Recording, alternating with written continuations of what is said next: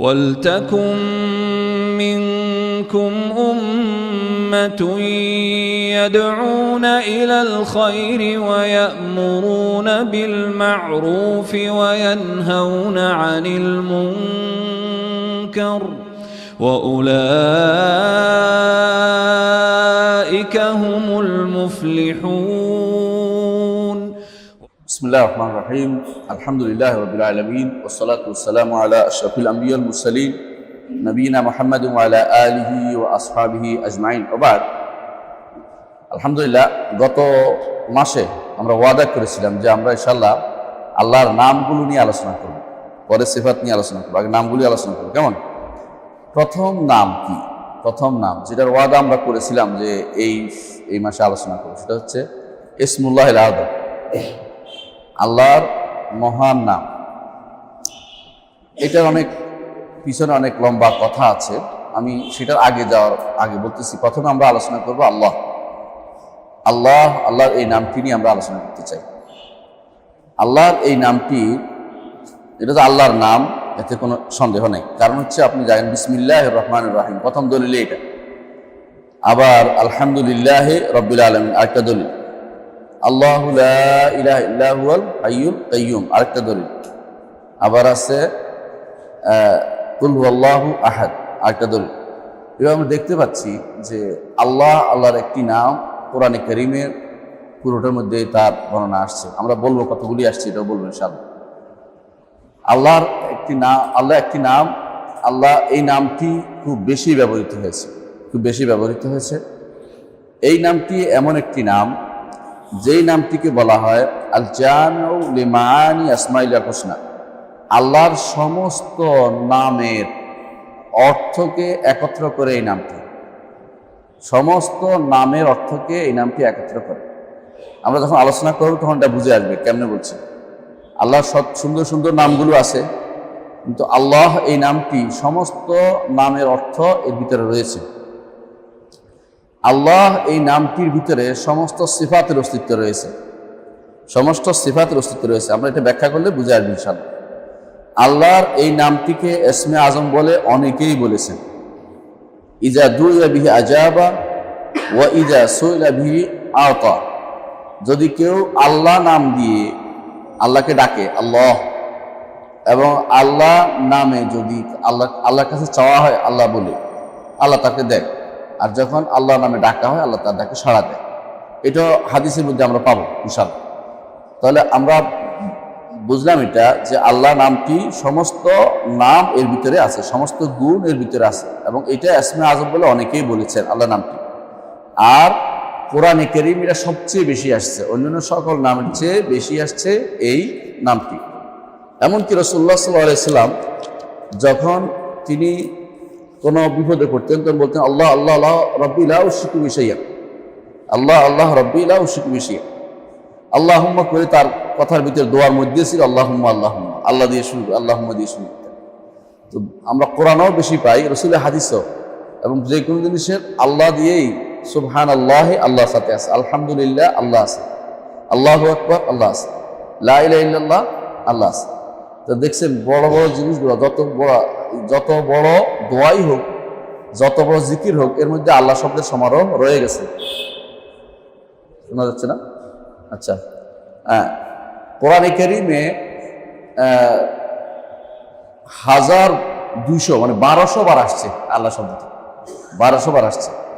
আল্লাহ তাআলা 33টি আয়াত শুরু করেছেন আল্লাহ শব্দ দিয়ে, আল্লাহু লা ইলাহা ইল্লা হুয়াল হাইয়ুল কাইয়্যুম, আল্লাহুল্লাযী লা ইলাহা, এভাবে আল্লাহ তাআলার নাম দিয়ে, নিজের নাম দিয়ে, তিনি আল্লাহ শব্দটি দিয়ে তিনি শুরু করেছেন কোরআনে কারীম। আল্লাহ তাআলা কোরআনে কারীমে আরেকটি বৈশিষ্ট্য হচ্ছে যে সমস্ত বলা হয়, যেমন আল্লাহ তাআলার অনেকগুলো নাম আছে, কিন্তু এটা বলা হয় না আল্লাহর রহমান রহিমের আল্লাহ আছে, এটা উল্টাটা বলা হচ্ছে না। বুঝতে পারছেন? মানে আল্লাহ দিয়ে পরিচয় দিয়ে অন্য গুণাগুণ বর্ণনা করা হয়, কিন্তু অন্য গুণ দিয়ে আল্লাহর নাম উল্লেখ করা হয় না। এটা অর্থ হচ্ছে আল্লাহ নামটি মৌলিক নাম, এটার গুণগুলি অন্য গুণ। রহমান আল্লাহর নাম, একটি নাম, বলে না যে রহমানের একটি নাম আল্লাহ, উল্টাটা বলা হয় না।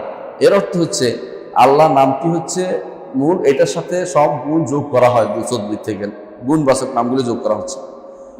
এবং আরেকটি গুণ হচ্ছে এটা যে যেমন আল্লাহ তাআলা বলছে ওয়ালিল্লাহি আসমাউল হুসনা ফাদউহু বিহা, আল্লাহর সুন্দর সুন্দর নাম আছে, সেগুলি তাকে ডাকে। এর অর্থ হচ্ছে আল্লাহ নামটি আসল আর অন্য নামগুলো এর সাথে জড়িত, অর্থাৎ এটা হচ্ছে মূল নামটি, অন্যগুলো এর গুণবাচক নাম। আচ্ছা, আরেকটি হচ্ছে যে সমস্ত নামগুলো আল্লাহর উপর প্রমাণবহ, আল্লাহর উপর প্রমাণ দিচ্ছে। এর আল্লাহ নামটিকে বিস্তারিত বর্ণনা করছে, আল্লাহ নামের কত কি কি আছে, আল্লাহর কি কি গুণ আছে, এগুলো হচ্ছে অন্য নামগুলো। এটার গুণ বলতে পারেন যে এটা একটা বিস্তৃত, সংক্ষিপ্ত এবং বিস্তৃত। সংক্ষিপ্ত হচ্ছে আল্লাহ, আর বিস্তৃত হচ্ছে রহমান রহিম, তিনি আল্লাহ বিস্তৃত বর্ণনা করা হচ্ছে। তো এখানে অন্য নামগুলোর সাথে সিফাতুল জালাল কামাল, জালাল কামাল বুঝেন কিনা, একটা হচ্ছে মর্যাদাপূর্ণ নাম, সবগুলি আল্লাহ। এর মধ্যে কোনোটা আছে অত্যন্ত ক্ষমতা বুঝায়, মহান ক্ষমতা বুঝায়, আর কোনোটা আছে সম্মান মর্যাদা বুঝায়, কোনোটা আছে সুন্দর বুঝায়। তো এই সবগুলো তিনটা বললাম, একটা হচ্ছে সম্মান মর্যাদা, একটা হচ্ছে সুন্দর ইয়া বুঝায়, মানুষের অন্তরকে প্রশান্তি দেয়, আরেকটা হচ্ছে মানুষকে ভীতি প্রদর্শন করে। তিন ধরনের নাম আল্লাহ শব্দটি বললে তিনটাই আপনি চান। মানুষ বিপদে পড়লেও আল্লাহকে ডাকে, ভালো অবস্থা থাকলে আল্লাহর কথা স্মরণ করে, আর যখন আল্লাহ তাআলা আজমতকে অন্তরে আসে তখন আল্লাহর কথা স্মরণ করে। তিনটি সমস্ত নামকে আমরা যদি কোনো মৌলিকভাবে আল্লাহর নামগুলি করে ভাগ করি তো তিন ভাগে পাবো। কোনোটা আল্লাহর মহত্ব বোঝাচ্ছে, কোনটা আল্লাহর জালাল বোঝাচ্ছে, তার ক্ষমতা, তার কর্তৃত্ব বোঝাচ্ছে, কোনটা আল্লাহর জামাল, তার কর্মকাণ্ডের সৌন্দর্য বোঝাচ্ছে। আল্লাহ নামটির ভিতরে আপনি সবগুলি সমারোহ পাবেন, কিন্তু অন্যগুলির মধ্যে যেমন রহমানের মধ্যে দয়া পাবেন, জামাল, ঠিক না? কিন্তু যখন আপনি বলবেন জব্বার কাহার, তখন আপনার মধ্যে জালালের প্রশ্ন আসবে যে তিনি মহা ক্ষমতাধর। আবার যখন আযীম বলবেন, বিশাল সত্তা, মহান সত্তা, বড় সত্তা, আল্লাহু আকবার মিন কুল্লি শাই কবীর, যখন আসবে তো বড় সত্তা বোঝাচ্ছে, তখন বুঝতে পারছেন আমরা তিনটি মৌলিক গুণ জালাল, জামাল, আজমা, তিনটি আপনি আল্লাহ নামের ভিতরে পেয়ে যাচ্ছেন, আল্লাহ নামের ভিতরে পেয়ে যাচ্ছেন। এটা একটা এমন একটি জিনিস যে অন্য সমস্ত অর্থ এর দিকে ফিরে যায়, কিন্তু এটা কারোর দিকে ফিরে না, অন্যগুলো এটার দিকে ফিরে যায়। এই নামের কিছু অর্থ আমি বর্ণনা করতে চাচ্ছি। যে এক নম্বর হচ্ছে আহসান ও আজমা। অর্থ কি? আল্লাহ শব্দের অর্থটা কি? আল্লাহ শব্দটা কি কোত্থেকে আসছে এ নিয়ে মতভেদ আছে। যেমন কেউ বলছে আল্লাহ আসছে, এটা কোনো ভাগ করা যাবে না, এটা হচ্ছে মুতাজিলা অথবা এদের কথা, এটার কোনো এরা অর্থ চিন্তা করে না, চিন্তা করলে ওরা বিরুদ্ধ পড়ে। এই জন্য আমরা বলি না আল্লাহ শব্দের অর্থ আছে, অর্থটা হচ্ছে আল ইলাহ ছিল, আল্লাহ আল ইলাহ, তো আল্লাহ ইলাহ আলিফ লাম দিয়ে যেটাকে বলা হয়। যেমন তারা কখনো আল্লাহ নামে আর কাউকে ডাকে না, কিন্তু আলিহা বলতো, ইলাহ আলিহাতুনা, অথবা এটা আমাদের ইলাহ বলতো অমুক মানুষকে, কিন্তু কোনো ব্যক্তিকে। যেমন ফেরাউনকে তার সভাসদরা বলতো ইয়াদারাকা ওয়া আলিহাতাকা ওয়া ইলাহাতাকা, দুইটা বর্ণ আছে কেরাতের মধ্যে, দুইটা কেরাত আছে, ইয়াদারাকা ওয়া আলিহাতাকা ওয়া ইলাহাতাকা, দুইটা কেরাত আছে, এবং দুইটা কেরাতের অর্থ আছে, দুইটা কেরাতের সাথে আকীদা জড়িত আছে। তারা আপনাকে ছেড়ে দেয়, আপনার ইলাহতকে ছেড়ে দেয়, আপনাকে ইলাহ মানতেছে না, তারা এটাকে ছেড়ে দেয়। কিন্তু আল্লাহ নামে জাহিলিয়াতেও কেউ অন্য কাউকে ডাকে নাই, ইসলামে অন্য কাউকে ডাকে নাই। অর্থাৎ নামটা এতই মূল জিনিস যে এটা অর্থ বুঝার কারণে কেউ এটার দিকে অন্য কাউকে ডাকার মতো সাহস করে নাই কোনোদিন, আর কাউকে কেউ আল্লাহ বলে নাই। হ্যাঁ, বর্তমান যুগে তো ঈশ্বরেরও আল্লাহ বলে যাচ্ছে, নাউযুবিল্লাহ। কত জায়গায় আপনি শুনবেন বলতেছে, একজন গান গাইতেছে মহিলা, আপনাদের ঢাকা শহরের পূর্ব পাশে একটা দরবার আছে, যে অমুক বেটা আল্লাহ হয়ে আইছে, গান গাইতেছে টুনটুনাটু। আমি নিজে কানে শুনছি, আমি আশ্চর্য হইলাম যে এত বড় দুঃসাহস, বেটাও কি শুনে না, বেটার লোকেরাও কি শুনে না? আল্লাহকে একটু ভয় করলে তো এগুলো বলতে পারে না। কিন্তু জাহিলি যুগেও বা এর আগেও কোনো যুগে কেউ আল্লাহ নামটি অন্য কারোর জন্য ব্যবহার করে না, এটা একমাত্র আল্লাহর জন্য রয়ে গেছে। অথচ এটা কিছু মানুষ আছে যারা এগুলোকে এই বর্তমান সময়ে জাহালাতের কারণে, মূর্খতার কারণে এবং অতিভক্তির কারণে এরা কি করছে, আল্লাহ নামটি অন্যের জন্য দিতে কোনো চিন্তা করছে না। তো আমরা বুঝতে পারছি যে আল্লাহ এমন একটি নাম, যেই নামটির মধ্যে যে জাহিলিয়াতেও কেউ নেয়নি, ইসলামের মধ্যে তো কথাই আসে না অন্য কারোর জন্য দেয়ার। বর্তমান যুগে কিছু মানুষ যেগুলো বেকুব বা মূর্খ, এরা ছাড়া কেউ আল্লাহ নামটি আল্লাহ ছাড়া ব্যবহার করে, মহান সত্তা ছাড়া। ইবনে আব্বাস রাদিয়াল্লাহু আনহু একটা কারণ বর্ণনা করছেন। ইবনে আব্বাস রাদিয়াল্লাহু আনহু বলতেছেন আল্লাহ নামটি কেন অন্য জন্য ব্যবহৃত হয় না, এর কারণ তিনি বলছেন আল্লাহ হচ্ছেন এমন এক সত্তা জুল উলুহিয়া ওয়াল উবুদিয়া আলা খালকি আজমাইন। ছোট্ট কথা, অথচ অর্থ অনেক বিশাল মান, বিশাল ব্যাখ্যা। আমি এর উপর ব্যাখ্যা করব। আল্লাহ কাকে বলে? তিনি বলছেন জুল উলুহিয়া। ওয়াল মাবুদিয়া এক বর্ণনা, ওয়াল উবুদিয়া আরেক বর্ণনা। আমরা দুটাই বর্ণনা করব। আল্লাহ হচ্ছেন এমন সত্তা যিনি উলুহিয়ার মালিক, উবুদিয়ার মালিক। সমস্ত সৃষ্টির উপরে উলুহিয়া, সমস্ত সৃষ্টির জন্য উবুদিয়া। সুবহানাল্লাহ, দুই দিক থেকে দুইটা শব্দ তিনি ব্যবহার করেছেন। অর্থাৎ ইবনে জারীর তাবারী এই গণনাটা নিয়ে আসছেন তার তাফসীরের মধ্যে, যে আল্লাহ হচ্ছে দুল উলুহিয়া ওয়াল উবুদিয়া আলা খালকি আজমাইন, সমস্ত সৃষ্টির উপরে যিনি উলুহিয়াতের ক্ষমতাধর, সমস্ত সৃষ্টির জন্য দাসত্ব পাওয়ার, সৃষ্টির দাসত্ব পাওয়ার অধিকারী যে সত্তা, তিনি দুইটা ব্যবহার করেছেন, উলুহিয়া উবুদিয়া। উলুহিয়া দিক থেকে, উপর দিক থেকে, আর উবুদিয়া নিচের দিক থেকে। যিনি পাবেন তিনি হচ্ছেন আল্লাহ, তিনি হচ্ছেন আল্লাহ। তো এই জন্য ব্যাখ্যা করতেছেন ইবনে জারীর তাবারী যে আল্লাযী লাহু আওসাফুল জালাল ওয়াল কামাল ওয়াল আযমা, অর্থাৎ তিনটি গুণ যার মধ্যে একত্র হয়েছে আওসাফুল জালাল ওয়াল কামাল ওয়াল আযমা। তিনি দাপটের দিক থেকে মহান ব্যক্তিত্ব, মহান সত্তা, সম্মান মর্যাদার দিক থেকে মহান সত্তা, আবার মানুষের সাথে সম্পর্ক থেকে জামাল, যে সৌন্দর্যতম সম্পর্কের সাথে হচ্ছে মহান সত্তা তিনি। দাতা তিনি, করিম তিনি, দান করেন তিনি, এটা যেমন আছে। আজিম তিনি, মহান আছে। আবার তিনি জব্বার কাহারও আছেন, আজিজও আছেন, পরাক্রমশালী, সে অর্থ আছেন। সেই দিক থেকে তিনি এমন একটা সত্তা যখন যেহেতু জালাল কামাল আজমার মালিক, তা এই সত্তাটা হচ্ছে উলুহিয়া, উলুহিয়ার মালিক। উবুদিয়া কি? এখন দ্বিতীয় অংশ, আমার কাজ কি? ওর দিকে নিজেকে এমন এক সত্তা যিনি জালাল কামাল আজমার মালিক, আমার দায়িত্ব হবে ইবাদতটা তার পর্যন্ত, তার দিকে গিয়ে তার জন্য মাথা নিচু করে দেয়া। এটা হচ্ছে উবুদিয়া, দাসত্বের মালিক। দাসত্বটা পাবো আমার দিক থেকে, যেহেতু তিনি জালাল কামাল আজমার মালিক। আমার পক্ষ থেকে যত রকমের বিনয় হতে পারি, যত রকমের আমি যত রকমের আমি নিজেকে ছোট করে দেখতে পারি, যত রকম নিজেকে আমি ভেঙে ফেলতে পারি, তার সামনে নিজেকে নত করতে পারি, সেটা তিনি প্রাপ্ত, তার প্রাপ্য। এটা বোঝানোর জন্য দুইটা শব্দ ব্যবহার করেছেন ইবনে আব্বাস রাদিয়াল্লাহু আনহু, যে জুল উলুহিয়া ওয়াল উবুদিয়া আলা খালকি আজমাইন। এটা বোঝার জন্য আমরা সংক্ষেপে আরেকটু ব্যাখ্যা করতেছি। এটা হচ্ছে আল্লাহর গুণগুলো, যেটা আমরা একটু আগেও বলেছি যে মৌলিক গুণ তিনটি, জালাল কামাল আজমা। জালাল কামাল আজমা মনে রাখবেন। জালাল অর্থ কি? যেটা দাপটে বোঝায়, যেটা ভয় পায় মানুষ। যখনই আল্লাহ তাআলা কোনো কঠিন শব্দ ব্যবহার করেন যে আমি এটা করব, তখন মানে ভয় পায়। কঠিন শব্দ যে আজিজ রব্বাকা, ইন্না রব্বাকা আজিজুল হাকিম। তো যখন বলে গাফুর রাহিম, তখন কিন্তু আশা যায়। যখন আজিজ বলে তখন কিন্তু আমাদের ভয় যায়। হ্যাঁ, আবার যখন তিনি আজিম বলে তখন তার মহত্ব আমাদের সাথে ধরা পড়ে।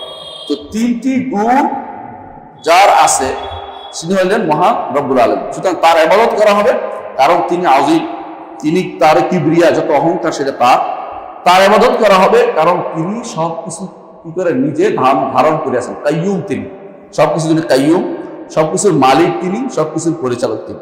তার ইবাদত করা হবে। আমি ইলা অর্থে ব্যাখ্যা করতেছি, বুঝলেন জল উলুহিয়া কেন বলা হচ্ছে।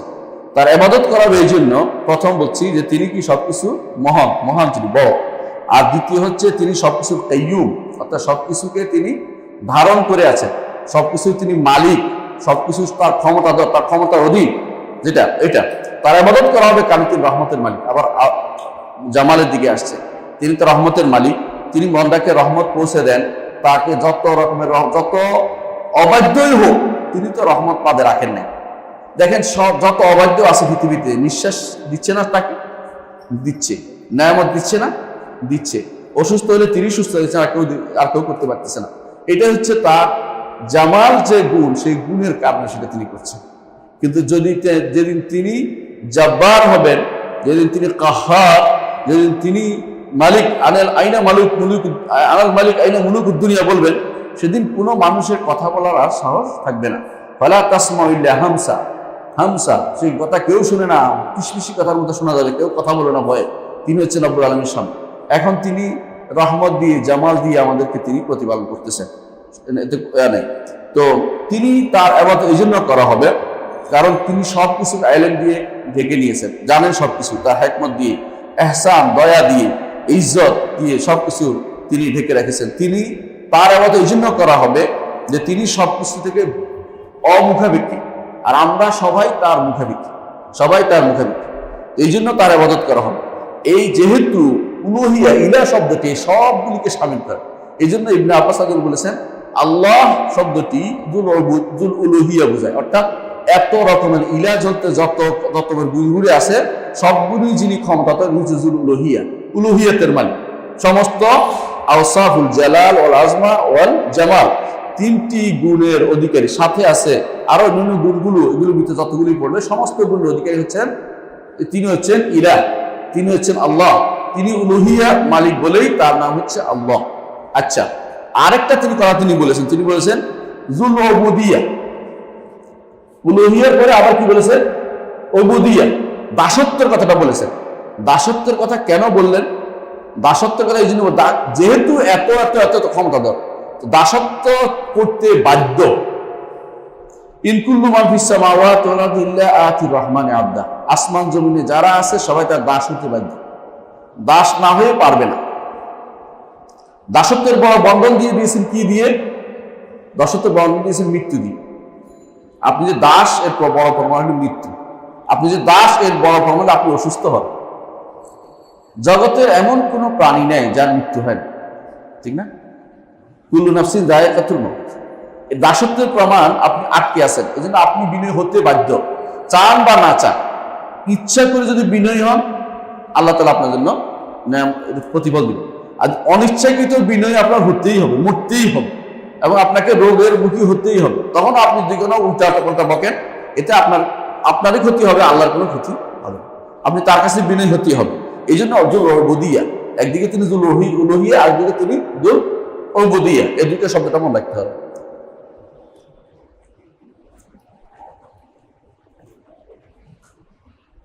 তাহলে আমরা কি বুঝলাম? আল্লাহ তাআলা জুল উলুহিয়া এবং জুল উবুদিয়া আলা খালকিহি আজমাইন। বান্দা যখন জানতে পারে যে রব্বুল আলামিন তিনি সব দিক সমস্ত ক্ষমতার অধিকারী, তিনি আল্লাহ, এই আল্লাহর জন্য তার ইবাদতগুলো নিয়োজিত করে। কেমনে? আল্লাহ তাআলা কোরআনে কারীম বলেছেন যে ওহুয়াল্লাযী ফিস সামাই ইলাহুন ওয়া ফিল আরদি ইলাহ। এর অর্থ কি? আসমানে একজন ইলাহ, জমিনে আরেকজন ইলাহ? না, অনেকে এটা দিয়ে ভুল অর্থ করে।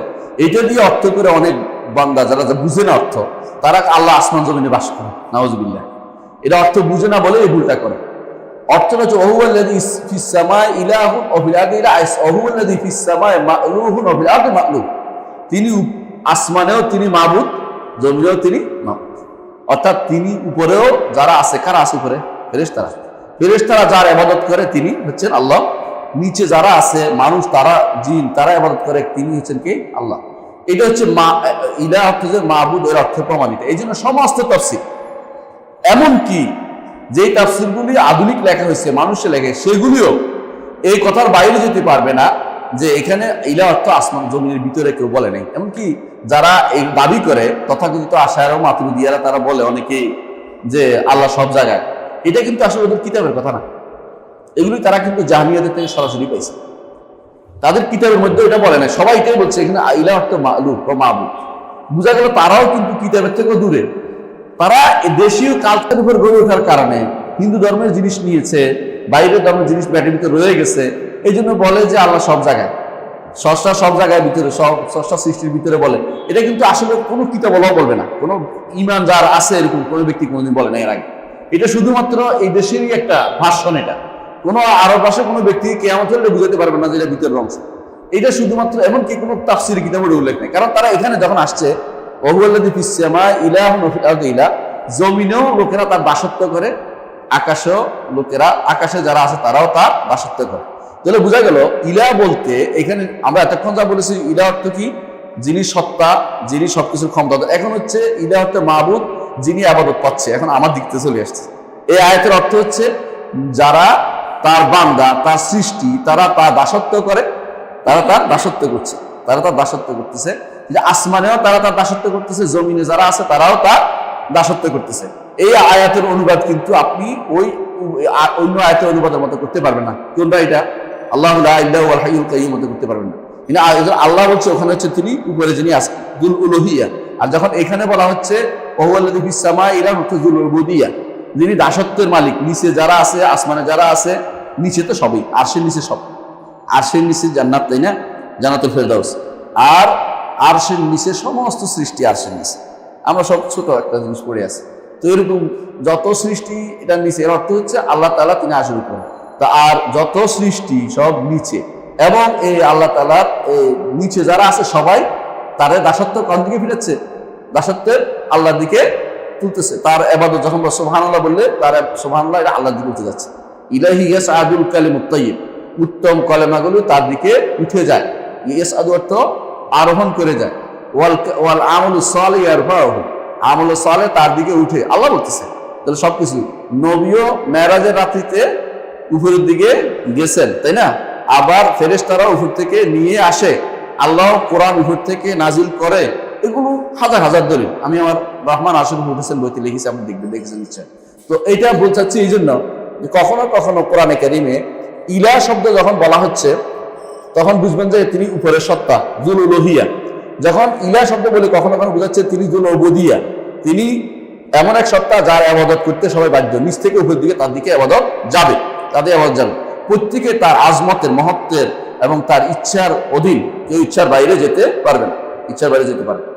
যখন আল্লাহ তাআলা আসমানকে বললেন, আসমান এবং জমিনকে বললেন ইতিয়া তাওয়ান আও কারহা ক্বালাতা আতাইনা তাইঈন, আসমান জমিনকে বললেন যে আসো, আনুগত্য করো, ইচ্ছাকৃত বা অনিচ্ছাকৃত। তারা দুজনে কি বললো? আমরা আনুগত্য করলাম ইচ্ছায়, আতাইনা তাই ইচ্ছায়। তো তারা কি বলেছে? মুখে বলেছে, মুখ আছে আসমান জমিনের, উদ্দেশ্য হচ্ছে মেনে নিয়েছে আল্লাহর নির্দেশকে মেনে। এটা হলো ইবনে কাইয়িম রাহমাতুল্লাহ, ইবনে তাইমিয়া এবং ইমাম ইবনে আবুল ইজ তিনজনের ব্যাখ্যা এটা, যে এটাই হচ্ছে, এটাকে বলা হয় মাবানি লা মাকালি। যেমন আলাস্তু বিরাব্বিকুম, আমি কি তোমাদের রব নই? এটার কি অর্থ? আমরা মেনে নিয়েছি রব বলে, এইটাই আমাদের ফেতরাতে দিয়ে দিয়েছেন। এটা যখনই আলো পড়ে, নবীদের কথা শুনে, কোরআনের আলো পড়ে, সঙ্গে সঙ্গে জ্বলে ওঠে, আমরা ঈমান আনি। হ্যাঁ, কিন্তু ওইটা দিয়ে জান্নাত পাবেন না। ওইটা দিয়ে যে আমি তো একবার বলছিলাম জান্নাত পাওয়া যাবে, এই সুযোগ করার সুযোগ দুনিয়াতে এসে আপনাকে আবার ঈমান আনতে হবে, কারণ ওইটার আলো ঠিক আছে কিনা, নষ্ট হয়ে যায়, এটা ফিতরি জিনিস, এটা নষ্ট হয়ে যায়। তাহলে বুঝতে পারলাম যে আল্লাহ শব্দের অর্থ ইবনে আব্বাস যেটা করেছেন, যেটা ইমাম ইবনে জারীর তাবারি নিয়ে আসছেন, তার দুইটা অংশ আছে, একটা হচ্ছে যুল উলুহিয়া, একটা যুল উবুদিয়া। এটাকে আমরা ভালো করে বুঝতে হবে, এটা না হলে ভুল হয়েই যাবে বারবার, এবং আমরা সবসময় ভুল করতেই থাকবো। তো আমরা এই অর্থ এই জন্য বলতেছি যে হ্যাঁ, তাহলে আমরা কি বুঝলাম যে আল্লাহ শব্দটি অর্থ হচ্ছে যুল উলুহিয়া উবুদিয়া আলা খালকি আজম, সমস্ত সৃষ্টির উপরে যিনি উলুহিয়ার মালিক এবং যিনি উবুদিয়ার মালিক। উবুদিয়াটা, উলুহিয়াটা উপর থেকে, আর উবুদিয়াটা নিচ থেকে, আমার দিক থেকে। এটা সংক্ষেপে এটা বলা উদ্দেশ্য। হ্যাঁ, আল্লাহ শব্দটির আরেকটি অর্থ হচ্ছে, আর এই নামটির আরেকটা অর্থ হচ্ছে যে দাল আলাকান মালুহান মাবুদান তাআলাহুল খালায়েক, সমস্ত সৃষ্টি যারকে ভালোবাসে। আল্লাহর এক অর্থ আছে ভালোবাসা, যার অন্তর লেগে থাকে যার দিকে। স্রষ্টাকে ভালোবাসা এটা একটা এমন গুণ, কেন যে নেয়ামত দেয়, আপনি দেখবেন, আপনি যদি কোনো একটা কুকুরকেও যদি 3 দিন যদি খাবার দেন, 4th দিন দেখবেন আপনার পিছু ধরেছে। একটা বিড়ালকেও যদি খাবার দেন, দেখবেন যে আপনার পোষ মানে গেছে। পাখিকেও খাবার দিতে দিতে একসময় পাখি এসে গায়ে বসে যায়, তার আবদার বেড়ে যায়। আল্লাহ তাআলা যিনি সৃষ্টি সবাইকে তিনি খাওয়াচ্ছেন, সবাইকে তিনি নেয়ামত দিচ্ছেন, প্রতিপালন করতেছেন আল্লাহ। সেই কারণে ইলাহ শব্দের আরেকটা অর্থ হচ্ছে, আল্লাহ শব্দের আরেকটা অর্থ হচ্ছে যাকে অন্তর থেকে অটোমেটিকলি ভালোবাসা হয়, যার ভালোবাসা অন্তর্জাত, মানে অন্তরের ভিতরে যার ভালোবাসা গঠিত করা হয়েছে। তো এটা দাবি বোঝা যাবে কি করে? দাবি করতো সাহাবায়ে কেরামের যুগে একদল দাবি করতো যে আমরা আল্লাহকে ভালোবাসি, আল্লাহকে ভালোবাসি, আল্লাহকে ভালোবাসি। তো এইটা প্রমাণ করার জন্য আল্লাহ তাআলা বললেন যে ঠিক আছে, মেহনত, একটা পরীক্ষা দেই, কুল ইন কুনতুম তুহিব্বুনাল্লাহ ফাত্তাবিউনি, দেখি যদি ভালোবেসে থাকো তাকে অনুসরণ করো, তো আমার নবীর অনুসরণ করো। এটা দিয়ে পরীক্ষা করে দিলেন, কুল ইন কুনতুম তুহিব্বুনাল্লাহ ফাত্তাবিউনি। কিন্তু ঈমানদার আসলে আল্লাহকে ভালোবাসে। আপনার অন্তরে ভালোবাসা কতটুকু আল্লাহর জন্য আছে বোঝা যাবে তখন যখন সবকিছুর উপর আল্লাহর কথাকে প্রাধান্য দিবেন, সবকিছুর উপর আল্লাহর কথাকে প্রাধান্য দিবেন। দুনিয়ার বুকে মানুষ সবচেয়ে বেশি আল্লাহকে প্রাধান্য দিচ্ছে না, এত ডাল ডোল ফিটাচ্ছে যে এই কাজটা শিরকের কারণ, এই কাজটা ভুলের কারণ, কিন্তু কিছু মানুষ তো শুনতেছে না, ঠিক না? শুনে, যদি শুনে তো আলহামদুলিল্লাহ, বুঝলাম তো আল্লাহকে ভালোবাসছে। যদি না শুনে বুঝবেন যে আল্লাহকে ভালোবাসে। আল্লাহ তাআলা কোরআনে কারিমে কি বলছেন, ওমিনান নাস মাইয়াত্তাখিযু মিন দুনিল্লাহি আনদাদা ইউহিব্বুনাহুম কাহুব্বিল্লাহ ওয়াল্লাযীনা আমানু আশাদ্দু হুব্বান লিল্লাহ। মানুষের মধ্যে কিছু মানুষ আছে যারা আল্লাহ ছাড়া অন্য কিছুকে আল্লাহর মতো ভালোবাসে। আল্লাহর চেয়ে বেশি ভালোবাসার অংশ আসে না কারণ এটাতে ভালোবাসার সর্বোচ্চ জায়গা হচ্ছে আল্লাহ। এটাতে বেশি ভালোবাসতে কেউ আসতেই বা করতেই পারে। আল্লাহকে ভালোবেসেই তো জান দিয়ে দেয়, তাই না? একজন মানুষ বলে না আমি প্রাণের চেয়েও বেশি ভালোবাসি। প্রাণের চেয়ে কাকে বেশি ভালোবাসা যায় জান? আল্লাহকে শুধু, অথবা আল্লাহর জন্য ভালোবাসাটা হতে হবে। আল্লাহকে অথবা আল্লাহর জন্য, অন্য কিছুকে প্রাণের চেয়ে বেশি ভালোবাসতে শিরিক হবে। এটা একটা বুঝার ভুল, আমি বুঝাই বলি। ধর আল্লাহকে ভালোবাসার কারণে জানটা দিয়ে দিলেন কোথায়? যুদ্ধের ময়দানে, তাই না? কার জন্য দিচ্ছেন? আল্লাহর জন্য। নবীকে বেশি ভালোবাসেন না? ফি নফসিহি না, রসুলের শরীরে এরকম না। যারা আমাদের রসুলের শরীরের ইবাদত, নূরের ইবাদত, এই যে আসলে ইমানের কাজ না, ইমানিয়াতের কাজ না। রসুল কেন ভালোবাসতে হবে? আল্লাহর জন্য। আল্লাহর জন্য, কারণ তিনি বলছেন ভালোবাসতে। তিনি রসুলের মাধ্যমে হেদায়েতটা আমি লাভ করেছি, রসুলের মাধ্যমে হেদায়েত লাভ করেছি, রসুলের মাধ্যমে আমি সব কিছু পেয়েছি, ভালো মন্দ সব জানতে পেরেছি। এই জন্য আল্লাহর জন্য ভালোবাসা। তাহলে একটা হচ্ছে আল্লাহকে ভালোবাসা, একটা আল্লাহর জন্য ভালোবাসা, আরেকটা আল্লাহর সাথে ভালোবাসা, সামঞ্জস্য। একটা শিরিক, কোনটা? আল্লাহর সাথে ভালোবাসা। সব সামন্তরালে চলে আসলে, এটা কি হবে? শিরিক হয়ে যাবে, শিরিক হয়ে যাবে। আরেকটা হচ্ছে আল্লাহর জন্য ভালোবাসা, এটা ইবাদত। আল্লাহর জন্য কাউকে ভালোবাসা, এই জন্য মহব্বত করে আপনাকে আমি আল্লাহর জন্য ভালোবাসি। এই জন্য অনেকে বলে আল্লাহর জন্য ভালোবাসে, বুঝে না কি জন্য ভালোবাসছে, এটা বুঝতে হবে। এত সহজ কথা। আল্লাহর জন্য ভালোবাসা হচ্ছে এটাই যে তিনি আল্লাহর উপর আল্লাহর দিনের উপর যতক্ষণ থাকবো ততক্ষণ তাকে আমি বিরোধিতা করবো না। রসুলের কথার উপর যতক্ষণ থাকবো ততক্ষণ বিরোধিতা করবো না। কিন্তু রসুলের কথার বাইরে চলে গেলে ব্যক্তি হওয়ার কারণে তার জন্য আর ভালোবাসা আমার নাই। এটা আল্লাহর জন্য ভালোবাসা, এটা হুব্বুলিল্লাহ ওয়াল বুগদু ফিল্লাহ, হুব্বুলিল্লাহ ওয়াল বুগদু ফিল্লাহ, যেটাকে বলা হয়। তো এটার জন্য হচ্ছে। আবার আরেকটা হচ্ছে আল্লাহকে ভালোবাসা, এটা একান্ত তার। আল্লাহকে ভালোবাসলে তার জন্য ইবাদত করতে হবে, তার জন্য ইবাদত করতে হবে।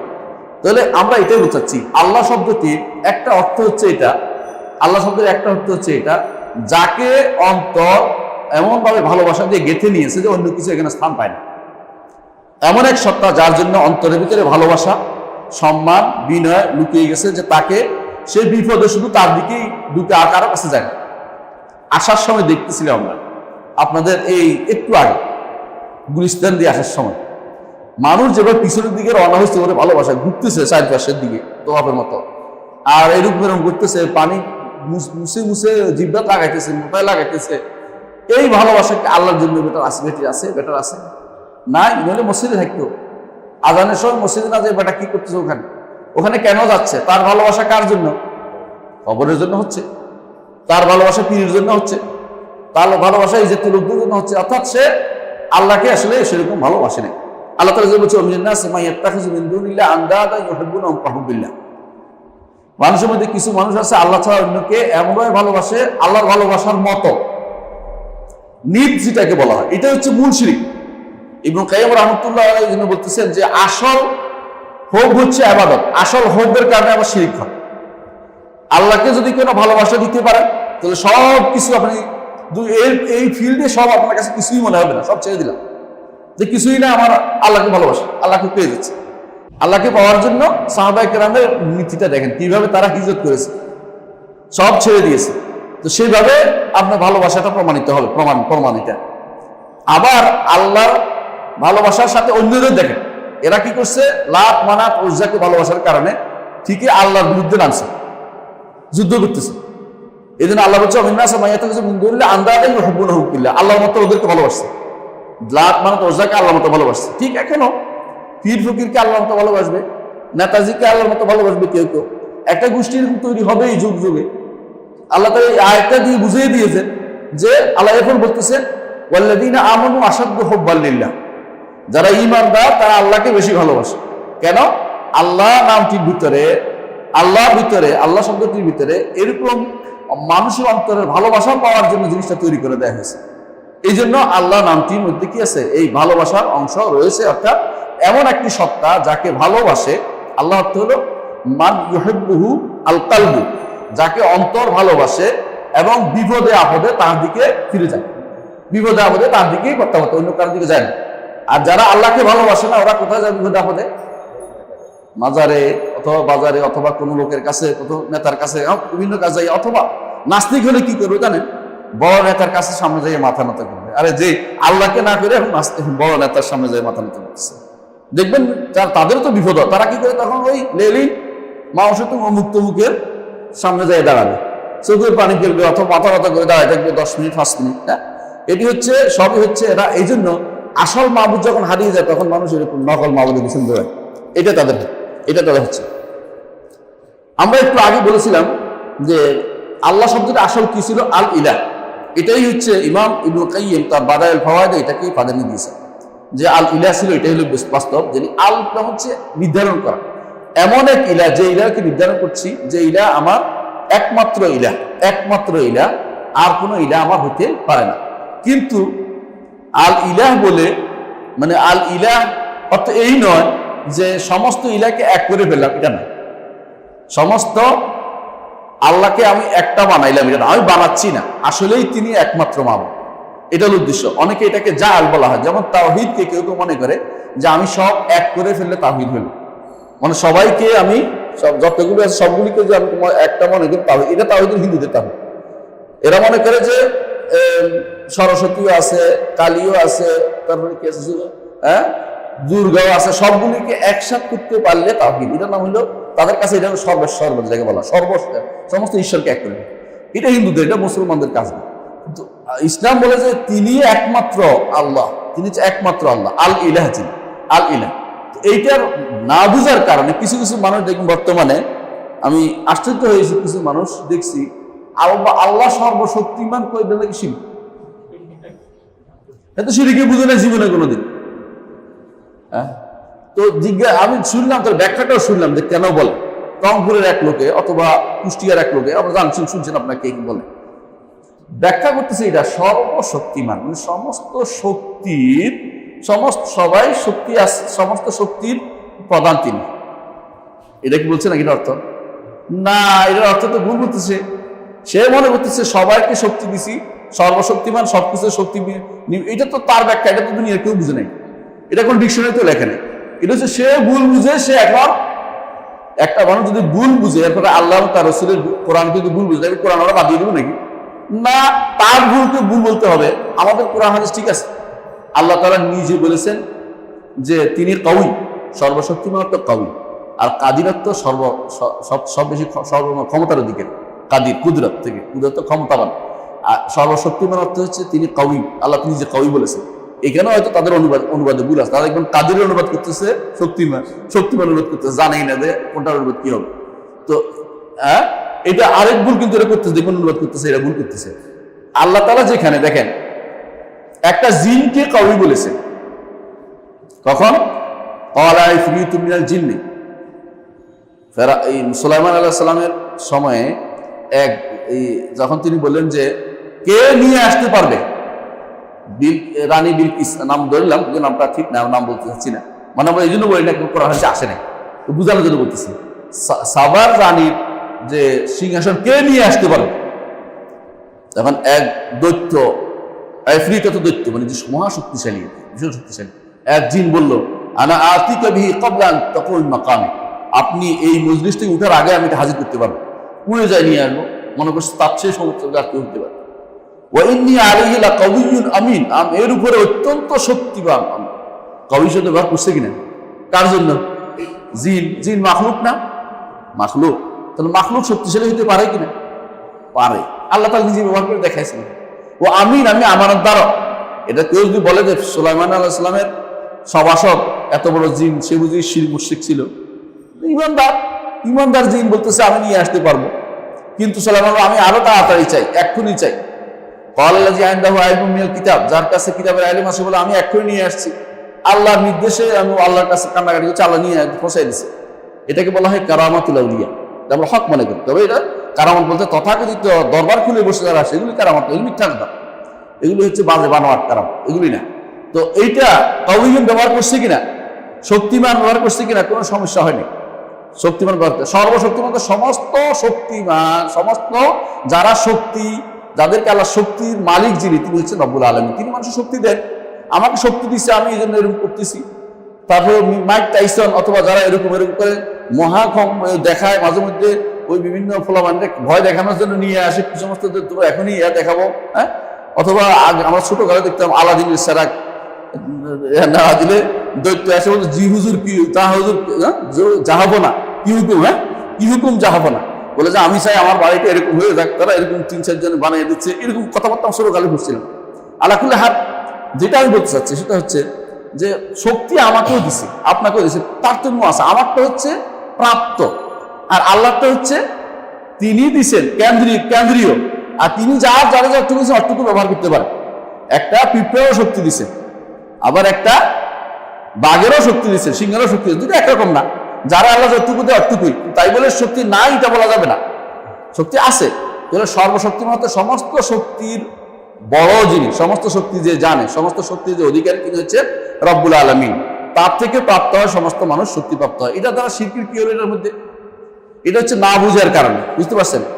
এইখানেও আমি যে কথা বলতে চাচ্ছি, আল্লাহ তাআলা হচ্ছেন সমস্ত দুনিয়া যত রকমের মানুষ ইবাদত করতেছে, বড় করে তুলতেছে, অন্তর লাগতেছে, এদের আল্লাহ হচ্ছে আল ইলাহ। সমস্ত যাদের সাথে সম্পর্ক তৈরি করতেছে, এদের বড় সবগুলির ক্ষমতাধরকে আল্লাহ তাআলা। তিনি যতক্ষণ পর্যন্ত, আমরা এটাই বোঝাচ্ছিলাম, ইবনে তাইমিয়া রাহমাতুল্লাহ যেটা বলছেন, ইলাহ শব্দটি দুনিয়াতে ভর্তি হইতে পারে। ইলাহ অর্থ কি? তাকে সে ইবাদত করতেছে, শিরকি ইবাদত করতেছে। আল ইলাহ যখন হবে, এটা আর কারোর জন্য নির্ধারিত হয়, একমাত্র আল্লাহর জন্য নির্ধারিত হয়।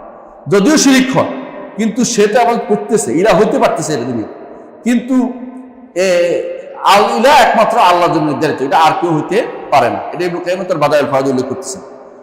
আর ইলাহ শব্দের যেহেতু অর্থ হচ্ছে মাবুদ, যেমন কিতাব ওয়ানা মাকতুব, সেহেতু ইলাহ শব্দের অর্থ মহান রব্বুল ইজ্জত হবে ওই জন্য যখন এটা আলিফ লাম লাগে। আলিফ লাম না লাগলে অন্য কেউ হতে পারে, আচ্ছা, এটা অন্য কেউ হলে কি শিরিক হবে? অন্য কেউ হলে শিরিক হবে? হ্যাঁ, শিরিক হয়ে যাবে। কারণ এটা দাসত্ব একমাত্র আল্লাহর জন্য নির্ধারিত, আর কোনো জিনিস আল্লাহর জন্য নির্ধারিত না। শক্তি থাকা আল্লাহর জন্য নির্ধারিত না, জ্ঞান থাকা আল্লাহর জন্য নির্ধারিত না। আল্লাহ যতটুকু জ্ঞান দিচ্ছে ততটুকু আমি জানি, তাই বলে মানুষকে আপনি বলতে পারবেন, যেমন মানুষকে আপনি জ্ঞানী বলতে পারবেন, কিন্তু সর্বজ্ঞ কাকে বলবেন? আল্লাহকে।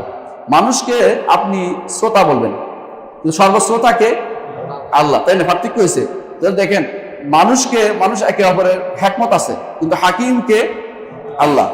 কিন্তু কিছু জিনিস আছে যেগুলো মানুষের হওয়া সম্ভব না, এর মধ্যে একটা হচ্ছে ইলাহ। মানুষ ইলাহ হইতে পারে না, কোনো ক্রমেই ইলাহ শব্দ ব্যবহার করতে পারে না। ইলাহ একমাত্র কে হবে? আল্লাহ রাব্বুল আলামিন। তার যদি কোনো এই জন্য তাকে আল ইলাহ বলতে হয়। দুনিয়ার বুকে যেগুলি ইলাহ, মিথ্যা ইলাহ, সেগুলো হচ্ছে শুধু ইলাহ, এগুলি বহু বচন আলেহা হয়, কিন্তু আল্লাহ শব্দের কোনো বহু বচন হয় না। আলিফ লাম ঢুকার কারণে এটা বহু বচন বন্ধ করে দেওয়া হয়েছে, আর বহু বচন হবে না।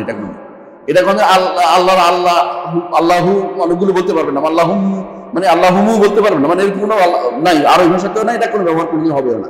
অর্থাৎ তিনি একমাত্র মাবুদ, একমাত্র উপাস্য, সত্য উপাস্য, আর সবই হচ্ছে মিথ্যা উপাস্য। আচ্ছা, এখন এই আল্লাহ শব্দের গুণ আমরা দেখতে পাচ্ছি দুইটা। আল্লাহ শব্দের মধ্যে দুইটা সিফাত আছে। এতক্ষণ আমরা কি জানলাম? আল্লাহ শব্দের অর্থ জানলাম, তাই না? যে আমরা আগে বলেছিলাম আপনাদের কাছে যে আল্লাহ যে কোনো নামের ক্ষেত্রে অর্থ জানবো, এর ভিতরে সিফাত কি জানবো, এই যে আল্লাহ শব্দটি, এর অর্থ আমরা জেনেছি এতক্ষণে, সিফাতগুলি জানি, এর অধীন কি কি সিফাত আছে। আল্লাহ শব্দের অধীন দুইটা সিফাত আছে, একটা হচ্ছে ইলাহিয়া, একটা হচ্ছে উলুহিয়া। এটা একটু আগে আলোচনা করেছি। ইলাহিয়া হচ্ছে যিনি ইলাহ হওয়ার যোগ্য, কার পক্ষ থেকে হয়? বান্দার পক্ষ থেকে, যেটা উবুদিয়া। আর উলুহিয়া হচ্ছে আল্লাহ, তিনি যেমন সত্তা, যিনি ইলাহ, তিনি তার পক্ষ থেকে যিনি গুণাগুণের অধিকার দুটে। তো একই নামের ভিতরে দুইটা গুণ আমরা পাচ্ছি আল্লাহ। একটা হচ্ছে ইলাহিয়া, একটা উলুহিয়া। ইলাহিয়া আমার দ্বারা ইলাহ সাব্যস্ত করা হচ্ছে। উলুহিয়া তিনি নিজে ইলাহ আছেন, আমি সাব্যস্ত করছি না, বরং তিনি ইলাহ আছেন। তাকে আমি যখন সাব্যস্ত করি ইলাহিয়া, আমি তো ইলাহ সাব্যস্ত করতে বলতেছি যে আমার আল্লাহ, আর উলুহিয়া তারটা সাব্যস্ত করাই আছে। আচ্ছা, তো এই যে দেখেন আল্লাহর দিন, আল্লাহ ইবনে কাইয়িম বলতেছেন তার মাদারিজ সালিকিনে, আল্লাহর এই দিন, তার শরীয়ত, তার নির্দেশ, তার নিষেধ, এগুলি হচ্ছে সবই তার উলুহিয়া গুণের প্রকাশ। কারণ উলুহিয়া তার রুবিয়ার হিসাবে, দিন কে দেয়? রব দেয়। আর তারপরে আদেশ নিষেধ কে করে? রব দিতে পারে। আর কেউ আদেশ নিষেধের ক্ষমতা রাখে? আল্লাহ হচ্ছে আল্লাহ আল্লাহুল খালকু ওয়াল আমরু, আল্লাহ আল্লাহুল খালকু ওয়াল আমরু, সৃষ্টি যা, নির্দেশও তা। তো ইবনে কাইয়িম বলতেছেন, এখন দিন, শরীয়ত, আদেশ নিষেধ এবং এগুলি কিসের? আল্লাহর উলুহিয়া গুণের অন্তর্ভুক্ত। যে গুণটি আল্লাহর আছে, তিনি রুবিয়তের অংশ হিসেবে সেটাকে আমাদের জন্য তিনি প্রদান করেন। হ্যাঁ, অনুরূপভাবে খালক, সৃষ্টি করা, পরিচালনা করা, কর্মকাণ্ড, তার যত কি কর্ম আছে সবই কি? উলুহিয়া গুণের অধিকারী। এটা মূল আরেক নাম হচ্ছে রুবুবিয়া। বুঝতে পারছেন? হ্যাঁ। অনুরূপভাবে জাযা, প্রতিফল দিবে, আমাদেরকে সওয়াব দিবে, তারপরে শাস্তি দিবে, জান্নাত জাহান্নাম নির্ধারণ করবে। এগুলি সবই কিসের অধিকারী? উলুহিয়া গুণের অংশ। কারণ তিনি এটা অধিকারী। এটা হচ্ছে রুবুবিয়া, আরেক অর্থে রুবুবিয়া, তিনি এই ক্ষমতা। হ্যাঁ, আবার দেখেন বাকি রইল যেটা, সেটা হচ্ছে যে ইলাহিয়া কি? ইলাহি হচ্ছে আমার পক্ষ থেকে যেটা যাচ্ছে, অর্থাৎ এগুলি যেহেতু তার, আমি এখন তার ইবাদত করতে বাধ্য। এটা বোঝাচ্ছে তুমি ইবাদত করো। তো আল্লাহ শব্দটি নাম দুটো গুণ পাওয়া যাচ্ছে একটার ভিতরে। একটা হচ্ছে উলুহিয়া অর্থ রুবুবিয়ার অর্থে, তখন যে আমি উলুহিয়ার যিনি মালিক, যত রকমের যে সমস্ত কাজের জন্য হয়েছেন, কি জন্য? তিনি আমাকে সৃষ্টি করেছেন, তিনি আমাকে জীবন দেন, তিনি আমার পরিচালনা করেন, তিনি এই তত কিছু আমি সৃষ্টি, এগুলি উলুহিয়া হিসেবে তার প্রাপ্য। রুবুবিয়া হিসেবে তিনি পাবেন ইলুহিয়ার পুরোটাই। আর আমার পক্ষ থেকে তার দিকে যাবে উবুদ, ইবাদত। এটা হচ্ছে মূলত ইলাহিয়া, যে তাকে আমি ইলাহ মানছি। যেহেতু মানছি, এখন তাকে আমি কোনো ইবাদত, তত ইবাদত তাকে দিবার, কাউকে দিব না। এটা হলো ইবনে কাইয়িম রাহমাতুল্লাহ আলাইহির ব্যাখ্যা, যে আল্লাহ শব্দের ভিতরে দুইটা গুণ রয়ে গেছে। এখন আল্লাহ শব্দের এই নামটির কিছু প্রভাব আমি বর্ণনা করব। প্রভাব কি প্রভাব আছে আমার জীবনে? এক নম্বর হচ্ছে আল্লাহকে ভালোবাসা। এমন ভালোবাসা, যেই ভালোবাসাটা সমস্ত মানুষের, পিতা পুত্র এবং নিজের নফস, দিন, সবকিছুর উপরে আল্লাহকে বেশি ভালোবাসতে হবে। এটা হচ্ছে আল্লাহ শব্দের প্রভাব। আল্লাহ শব্দের এক নম্বর প্রভাব হচ্ছে যে রব্বুল আলামিনকে সবকিছুর উপরে ভালোবাসতে হবে। এমন ভালোবাসা, যে ভালোবাসার কারণে আমি সবকিছুর উপরে স্থান দেব। আমার নিজের আত্মা, নিজের পরিবার পরিজন, পিতা মাতা এবং নিজের নফস, নিজের সম্পদ, সবকিছুর উপরে কারো ভালোবাসবো? আল্লাহকে ভালোবাসবো। হ্যাঁ, কারণ তিনি একমাত্র আমার মাবুদ, তিনি একমাত্র আমার মাবুদ, তিনি একমাত্র আমার উপর নিয়ামত দিচ্ছেন। তার রয়েছে সুন্দর সুন্দর নাম। তিনি আমার স্রষ্টা, তিনি আমাকে নির্দেশনা দিয়েছেন, বিধিবিধান দিয়েছেন, তিনি সবই তার। এটা হচ্ছে ফাহাদা ইস্তালজিম, ইবনে কাইয়িম রাহমাতুল্লাহ বলতেছেন, ফাহাদা ইস্তালজিম মাহাব্বাতু মান ইউহিব্বুহুল্লাহ ওয়া মা ইউহিব্বুহু।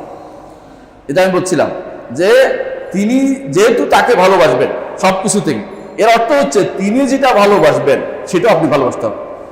আল্লাহ কাকে ভালোবাসেন? রাসূলকে। আল্লাহ কাদের ভালোবাসেন? নেককারদেরকে। আল্লাহ তাআলা আপনি ভালোবাসেন তার ইবাদত করাকে।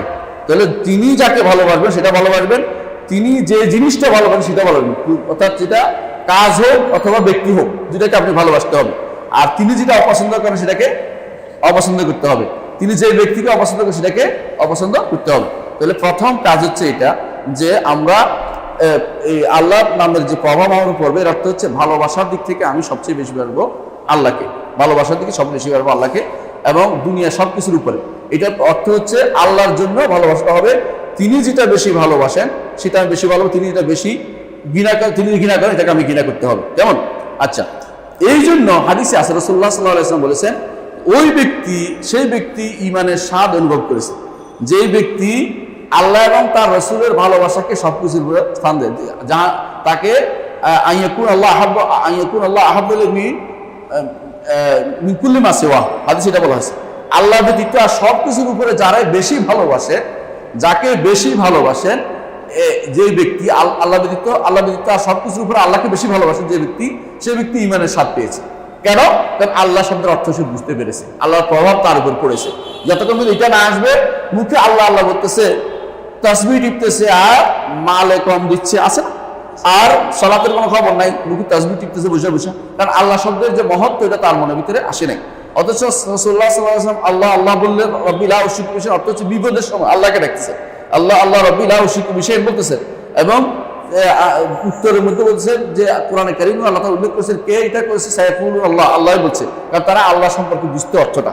এই জন্য যে ব্যক্তির অন্তরে আল্লাহর মহব্বত সবকিছু বেশি পাওয়া যাবে, সেই ব্যক্তি ঈমানের স্বাদ অনুভব করতে পেরেছে, হাদিসে এসেছে।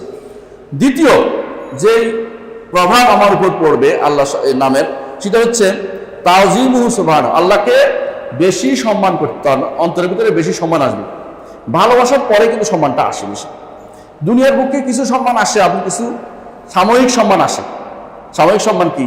একজন মানুষকে কিছু একটা দিচ্ছেন, একেবারে ভক্তিতে গদগদ হয়ে গেছে, তাই না? কিছু একটা দিলেন, কেউ বড় লোকে এসে আপনাকে একটা কিছু একটা দিল, আপনি একেবারে এটা সব ফেসবুকে দিয়ে বললেন যে আমাকে অমুকে দিছে, এইটা ওইটা ভক্তিতে গদগদ হয়ে দিয়ে দিলেন। এই ভালোবাসাটা ক্ষণস্থায়ী, এরপরে কিছুক্ষণ পরে বদলে যাবে। কিন্তু যিনি অনবরত নেয়ামত দিয়েই যাচ্ছেন, তিনি হচ্ছেন কে? আল্লাহ। তো তার ভালোবাসাটা বেশি হওয়ার দরকার না? বেশি হবে। যখন ভালোবাসা বেশি হবে তখন আপনি তার প্রতি সম্মান কিন্তু অটোমেটিক থাকবেই। যখন আপনি ভুলে যাবেন তার নেয়ামতটা, তখন কিন্তু সম্মানটা থাকে না। কিন্তু তার নেয়ামত তখনও আছে আপনার উপর। যখন আপনি অন্যায় করতেছেন, আপনি যেই চোখ দিয়ে সিনেমা দেখতেছেন, যেই চোখ দিয়ে টিভির হারামের দিকে তাকিয়ে আছেন, চোখটা কার নেয়ামত? আল্লাহ। আপনি ভুলে গেছেন, কিন্তু আপনাকে নেয়ামত দিয়েই রাখছে তিনি। আপনার নেয়ামত তিনি বন্ধ করেননি, কিন্তু আপনি ভুলে গেলেও তিনি নেয়ামত দিয়ে রাখছেন। যখন আপনি এরপর মনে হবে যে আরে আল্লাহ যাকে চোখ দেয় না সে কিন্তু হারাম দেখতে পায় না, আমার চোখ দেওয়ার কারণে আমি অন্যায়টা করতেছি, আপনি কিন্তু আবার তার আজমতের কথা চিন্তা করবেন যে আমি যত ভুল করি না কেন তিনি কিন্তু আমাকে ভুলে যাননি, তিনি আমাকে ঠিকই পার করে নিচ্ছেন, তিনি আমাকে ঠিকই নেয়ামত দিয়ে দিচ্ছেন। এই জন্য তার ভালোবাসাটা যেমন স্থায়ী, তার জন্য সম্মানটাও স্থায়ী। কখনো কখনো আপনার অন্তর থেকে সেটা দূরে সরে যায়। রাসূলুল্লাহ সাল্লাল্লাহু আলাইহি ওয়াসাল্লামের জন্য বেশিবার ইস্তেগফার করতেন। যখন এগুলি ওয়া ইন্নাহু লা ইউগানু আলা কলবি, তিনি বলতেন আমার অন্তর উপর পর্দা পড়ে যাচ্ছে, বারবার তিনি ইস্তেগফার করতেন, তওবা করতেন। কেন? যাতে করে তার ভালোবাসাটা স্থায়ী হয়, মহব্বতটাও স্থায়ী হয়। তো দ্বিতীয় যেটা বলছিলাম, আল্লাহকে বেশি মহব্বত তার আসবে, আল্লাহ শব্দের মহব্বত তার জন্য প্রভাব পড়বে, এবং আল্লাহকে সম্মান করবে। তার ইবাদতের মধ্যে ইখলাস আসবে, ইবাদতের মধ্যে ইখলাস আসবে, তাওয়াক্কুল আসবে, ভয় আসবে, আশা আসবে, রাগবা রাহবা আসবে। অর্থাৎ তার প্রতি আপনি একান্তভাবে বিনয়ী হবেন, তার কাছে যাবেন, তার জন্য সালাত সিয়াম আদায় করবেন, মানব তার জন্যই করবেন, কারোর জন্য করবেন না। কারণ এটা ওই সময় যখন একমাত্র আল্লাহকে ভালোবাসবেন এবং আল্লাহর প্রতি আপনার সম্মান ও মর্যাদা আপনার আল্লাহকে দিবেন বেশি, তখন সেটা হবে। তখন আপনি আর কারোর জন্য কোনো ইবাদতের কোনো অংশ কাউকে দিবেন না। এটা কখন হয়? এটাই বলছি, ইবাদত কখন করে? ইবাদত করে দুই রকম, একটা বাধ্য হয়ে বুঝেন, আপনাকে মারতেছে যে তুই আমার পা ধর, মানে তোর মারি, তো বলে পা ধরে কোন রকম মাইল পার হয়ে গেলাম, এরপর আর করলাম। এটা বাধ্য হয়ে, এটার কারণে আল্লাহ কোনো পাকড়াও করবে না, কারণ সে পারতেছে না দেখে। আল্লাহ বলছেন লা ইউহিব্বুল্লাহ, আল্লাহ তাআলা বলছেন যে লা ইউহিব্বুল্লাহ যারা বিসমিল্লাহ যলিম। তো আবার আল্লাহ তাআলা বলেছেন ইল্লা মান উকরিহা কালবুহু মুতমাইন্নুন বিল ঈমান, যে তার জোর করা হচ্ছে এটা আল্লাহ ধরবেন না, কারণ এটা অন্য জোর করতেছে। কিন্তু আল্লাহ তাআলাটা উইলিংলি হতে হবে, মনের অন্তর থেকে হতে হবে যে আমি আল্লাহকে ভালোবাসি। তো এই ভালোবাসাটা আসতে হবে, এই জন্য সম্মানটাও আল্লাহর জন্য দিতে হবে, তো যাবতীয় ইবাদত তখন একমাত্র আল্লাহর দিকে যাবে। আমি যেহেতু ভালোবাসি তাকে আমি আমার দাসত্ব প্রদান করব, ভালোবাসি যেহেতু তাকে দাসত্ব প্রদান করব। এইটা তাহলে এই দুইটা জিনিস দ্বারা আমরা স্পষ্ট বুঝলাম যে যাবতীয় ইবাদত এবং ভালোবাসা কার দিকে যাবে? আল্লাহর দিকে যাবে, আর কারো দিকে যাবে না। কখন? সেটা আল্লাহ শব্দকে অর্থ আমরা বুঝতে পারব। 3 নম্বর যে এই নামের যে উপকারিতা তা হচ্ছে যে এর মাধ্যমে অন্তরের প্রশান্তি আসবে। এর মাধ্যমে কি আসবে? অন্তরের প্রশান্তি আসবে। অনেক এই জন্য আল্লাহ তাআলা কোরআনে কারীম বলেছেন কি, ওয়াল্লাযিনা, আল্লাহ তাআলা কোরআনে কারীম বলেছেন যে আলা বিযিকরিল্লাহি তাতমাইনুল কুলুব, আলা বিযিকরিল্লাহি তাতমাইনুল কুলুব। আল্লাহর স্মরণ যখন মানুষের অন্তর, এটা জিকির অর্থ আল্লাহ জিকির না, আসলে এটা হচ্ছে আল্লাহ স্মরণ করা। আল্লাহকে বেশি বেশি স্মরণ করলে আপনার অন্তরের ভিতরে প্রশান্তি আসবে। কেন সর্বরকমের প্রশান্তি আপনার আসবে? এই জন্য যে আমি আমার রবের সাথে আছি, আমি আমার রবের এই যে মারিয়া এটা অর্থ এই নয় যে আমার লেগে থাকে গায়ের সাথে, যেটা কাফের বা তথাকথিত কুফরি মতবাদী লোকেরা মনে করে থাকে। এই মারিয়া অর্থ হচ্ছে যে কোনো জায়গায় থাকি না কেন, সমুদ্রের নিচে, একজন মাছের পেটে ছিল, ঠিক না? কি নাম? ইউনূস আলাইহিস সালাম। তিনি যখন বললেন লা ইলাহা ইল্লা আনতা সুবহানাকা ইন্নী কুনতু মিনাজ জালিমিন, আল্লাহ তাআলা তো তিনি দেখতেছেন, সবই জানতেছেন। ফেরেশতারা চিন্তা করতেছে যে এমন এক জায়গায় এক লোকের শব্দ শোনা যাচ্ছে, এটা শোনার কথা না, পেটের এর ভিতরে। ফেরেশতা তো আর কাজ জানে না, বলে আমার এক বান্দাকে আমি আটকাইছি, এটা বের হবে, অপেক্ষা করো। জেলখানা কিছুদিনের জন্য, এটা একটা জেলখানা মাছের পেটের ভিতরে। সেখান থেকে বের হয়ে গেলেন। মাছে এসে কি করলেন? মাছে এসে আল্লাহ বলে দিয়েছেন যে মাছে এসে তাকে ডাঙ্গা এসে ফেলে দিলেন। আল্লাহ তাআলা বলছে আযবাতনা আলাইহি শাজারাতাম মিন ইয়াকতিন, আমি একটা কদু গাছ তার উপর দিলাম যাতে করে ছায়া হয়, বড় গাছের ছায়া হয়, এবং সে বড় হলো। কোরআনে কারিমে উল্লেখ করেছেন আল্লাহ এটা। তাহলে দেখেন যে আল্লাহ তাআলার ভালোবাসার মহব্বতের কারণে তার অন্তরের প্রশান্তি যখন আসছে, তখনই আল্লাহ তাআলা তাকে রক্ষা করেছে। যখন প্রশান্তি অস্থির চিত্ত হবে, আল্লাহ তাআলা বলছে এই লোক এখন ঠিক হয়নি, অপেক্ষা করে থাকে। প্রশান্ত চিত্ত যখন হবে যে আল্লাহর উপরে আমার এখন পূর্ণ ভরসা রয়ে গেছে, আমি এখন আর কোনো দিকে তাকাবো না, আল্লাহ বলছে এখন তার সাহায্য চলে আসে। যখন ইব্রাহিম আলাইহিস সালামকে আগুনে ফেলে দিয়েছে, হ্যাঁ, তিনি বলছেন হাসবুনাল্লাহ ওয়া নি'মাল ওয়াকিল। আল্লাহ বলছে যে কুলনা ইয়া নারু কুনি বারদান ওয়া সালামান আলা ইব্রাহিম, হাসবুনাল্লাহ ওয়া নি'মাল ওয়াকিল। রাসূলুল্লাহ সাল্লাল্লাহু আলাইহি ওয়াসাল্লাম বলেছেন যে ইব্রাহিম একবার বলেছে হাসবুনাল্লাহ ওয়া নি'মাল ওয়াকিল, এই উম্মত আরেকবার বলেছে হাসবুনাল্লাহ ওয়া নি'মাল ওয়াকিল। জানেন দুই ঘটনা। ইব্রাহিম আলাইহিস সালামকে যখন আগুনে ফেলা হচ্ছে, তখন তিনি বলেছেন হাসবুনাল্লাহ ওয়া নি'মাল ওয়াকিল। আর মুসলিমরা উহুদের যুদ্ধে যখন পরাজয় বরণ করলো সাময়িক, তখন তাদেরকে জানানো হলো যে কাফের আবার আসতেছে, তোমরা কি এখন মরে যাচ্ছে, কাফের আবার আসতেছে। তারা হাসবুনাল্লাহ ওয়া নি'মাল ওয়াকিল করে আবার যে এই রক্তাক্ত শরীর নিয়ে আবার দাঁড়িয়ে গেল। রাসূলুল্লাহ হাদিসে এটা আসছে।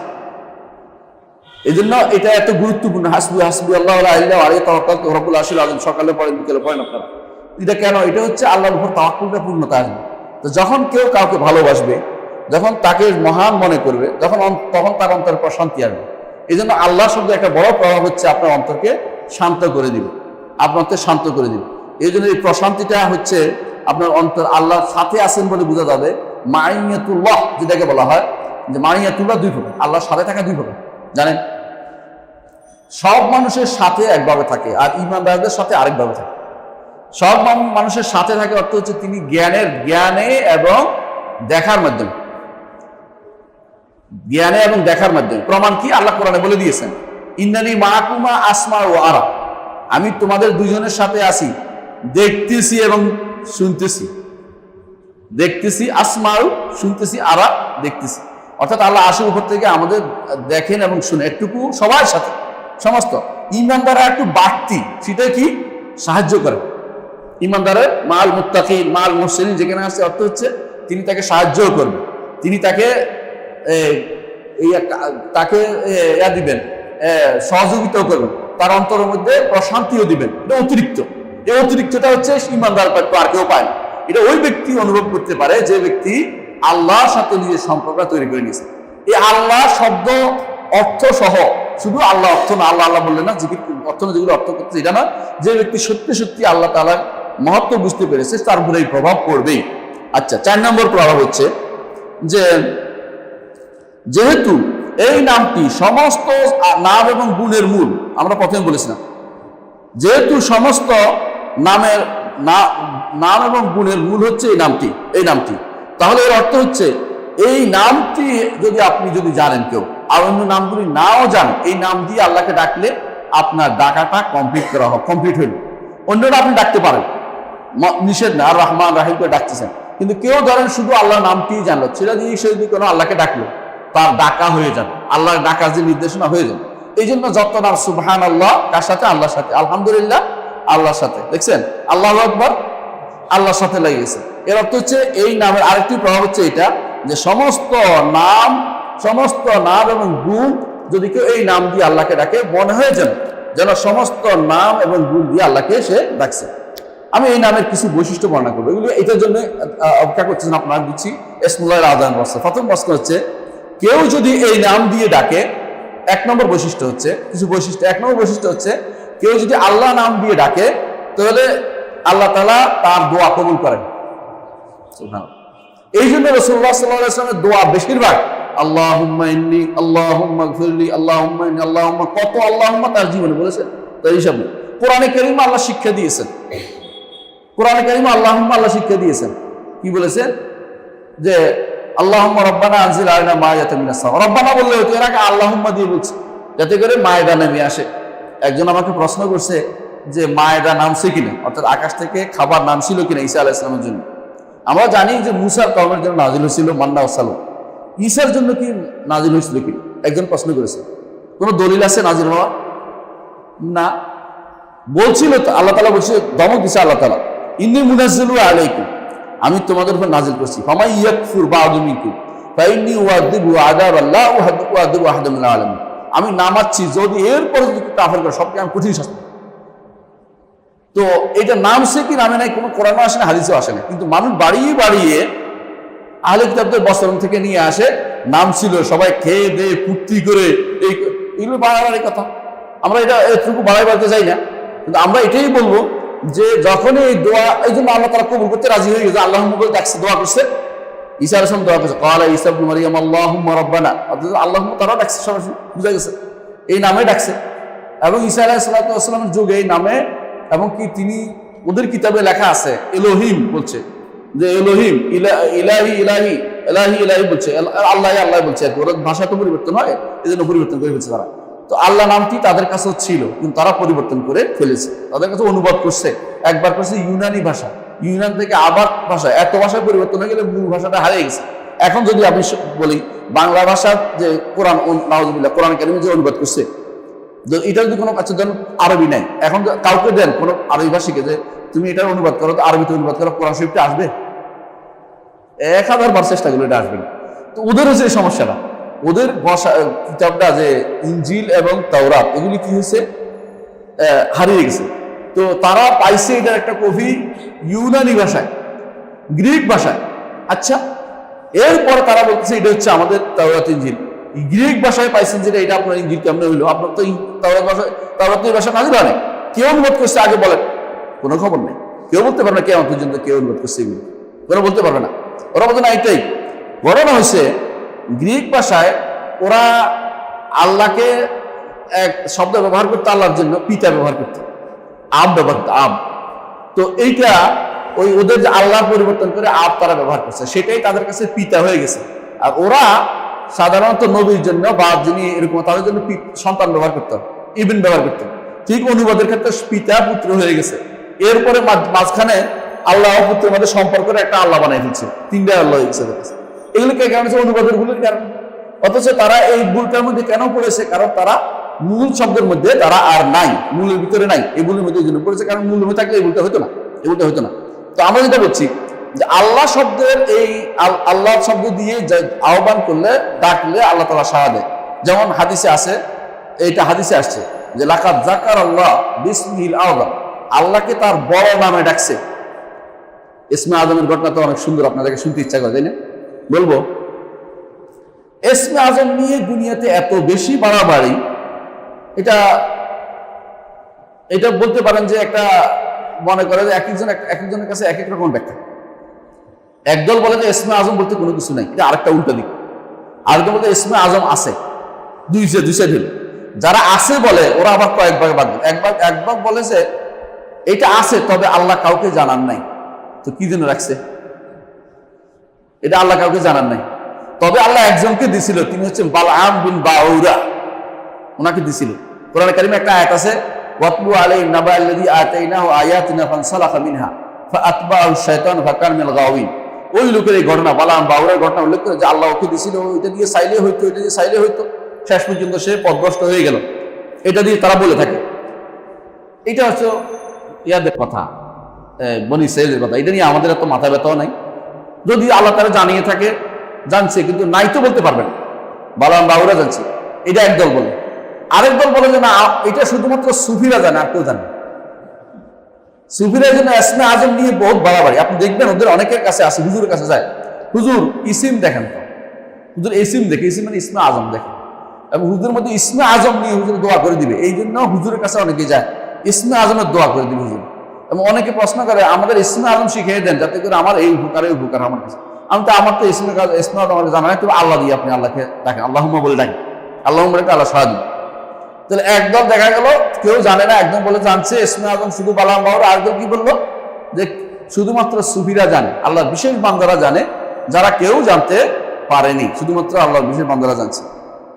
কিন্তু আসল সত্য কথা হচ্ছে অবশ্যই ইসমে আজম আছে, কারণ আল্লাহর নামগুলো একটা একটা হচ্ছে মুতাফাদিল, সবগুলোই সম্মানিত, কিন্তু সম্মানের চেয়ে কোনোটা বেশি বেশি গুরুত্বপূর্ণ। যেমন কোরআনের সবগুলোই সম্মানিত আয়াত, কিন্তু আয়াতুল কুরসির মর্যাদা সবগুলির চেয়ে বেশি, সূরা ফাতিহার মর্যাদা সবগুলির চেয়ে বেশি। সুতরাং ইসমে আজম অবশ্যই আছে।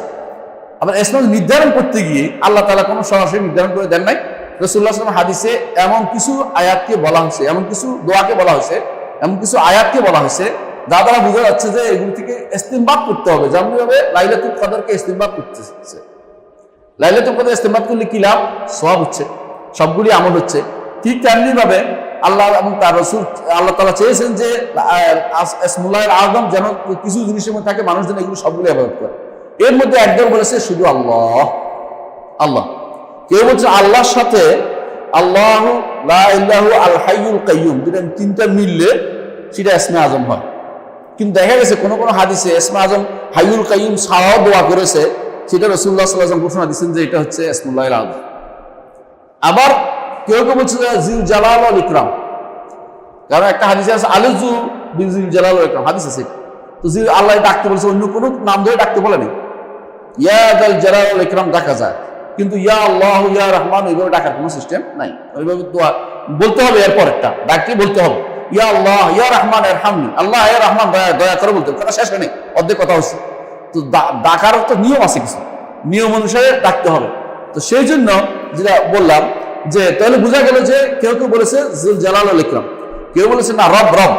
কেউ একটা হাদিসে আছে যে রাসূলুল্লাহ সাল্লাল্লাহু আলাইহি ওয়াসাল্লাম বলেছেন যে এক লোকে লম্বা সফর করতেছে, সে ডাকতেছে রব ইয়া রব, আল্লাহ তাআলা তার দোয়া কবুল হতো, কিন্তু মাকাল হারাম, খাবার হারাম, পানীয় হারাম, কাপড় হারাম, তার শরীর হারাম দিয়ে তৈরি হয়েছে, তার দোয়া কবুল কিভাবে হবে? কিন্তু সে ইয়া রব বলতেছে। এটা দ্বারা কেউ কেউ গ্রহণ করছে, কিন্তু কোনোটাই আসলে শক্তিশালী প্রমাণ নয় যে ইসমে আযমের দলিল হচ্ছে না।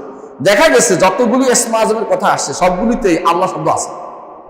যেখানে যেখানে আল্লাহ রাসূল সাল্লাল্লাহু আলাইহি ওয়াসাল্লাম বলেছেন যে সে তো আল্লাহর বড় নাম ধরে ডাকছে, সেখানে আল্লাহ শব্দটি আছে, কিন্তু কোথাও আল হাইয়ুল কাইয়ুম কোথাও নাই, কোথাও যুল জালাল ওয়াল ইকরাম নাই, কোথাও রব রব নাই।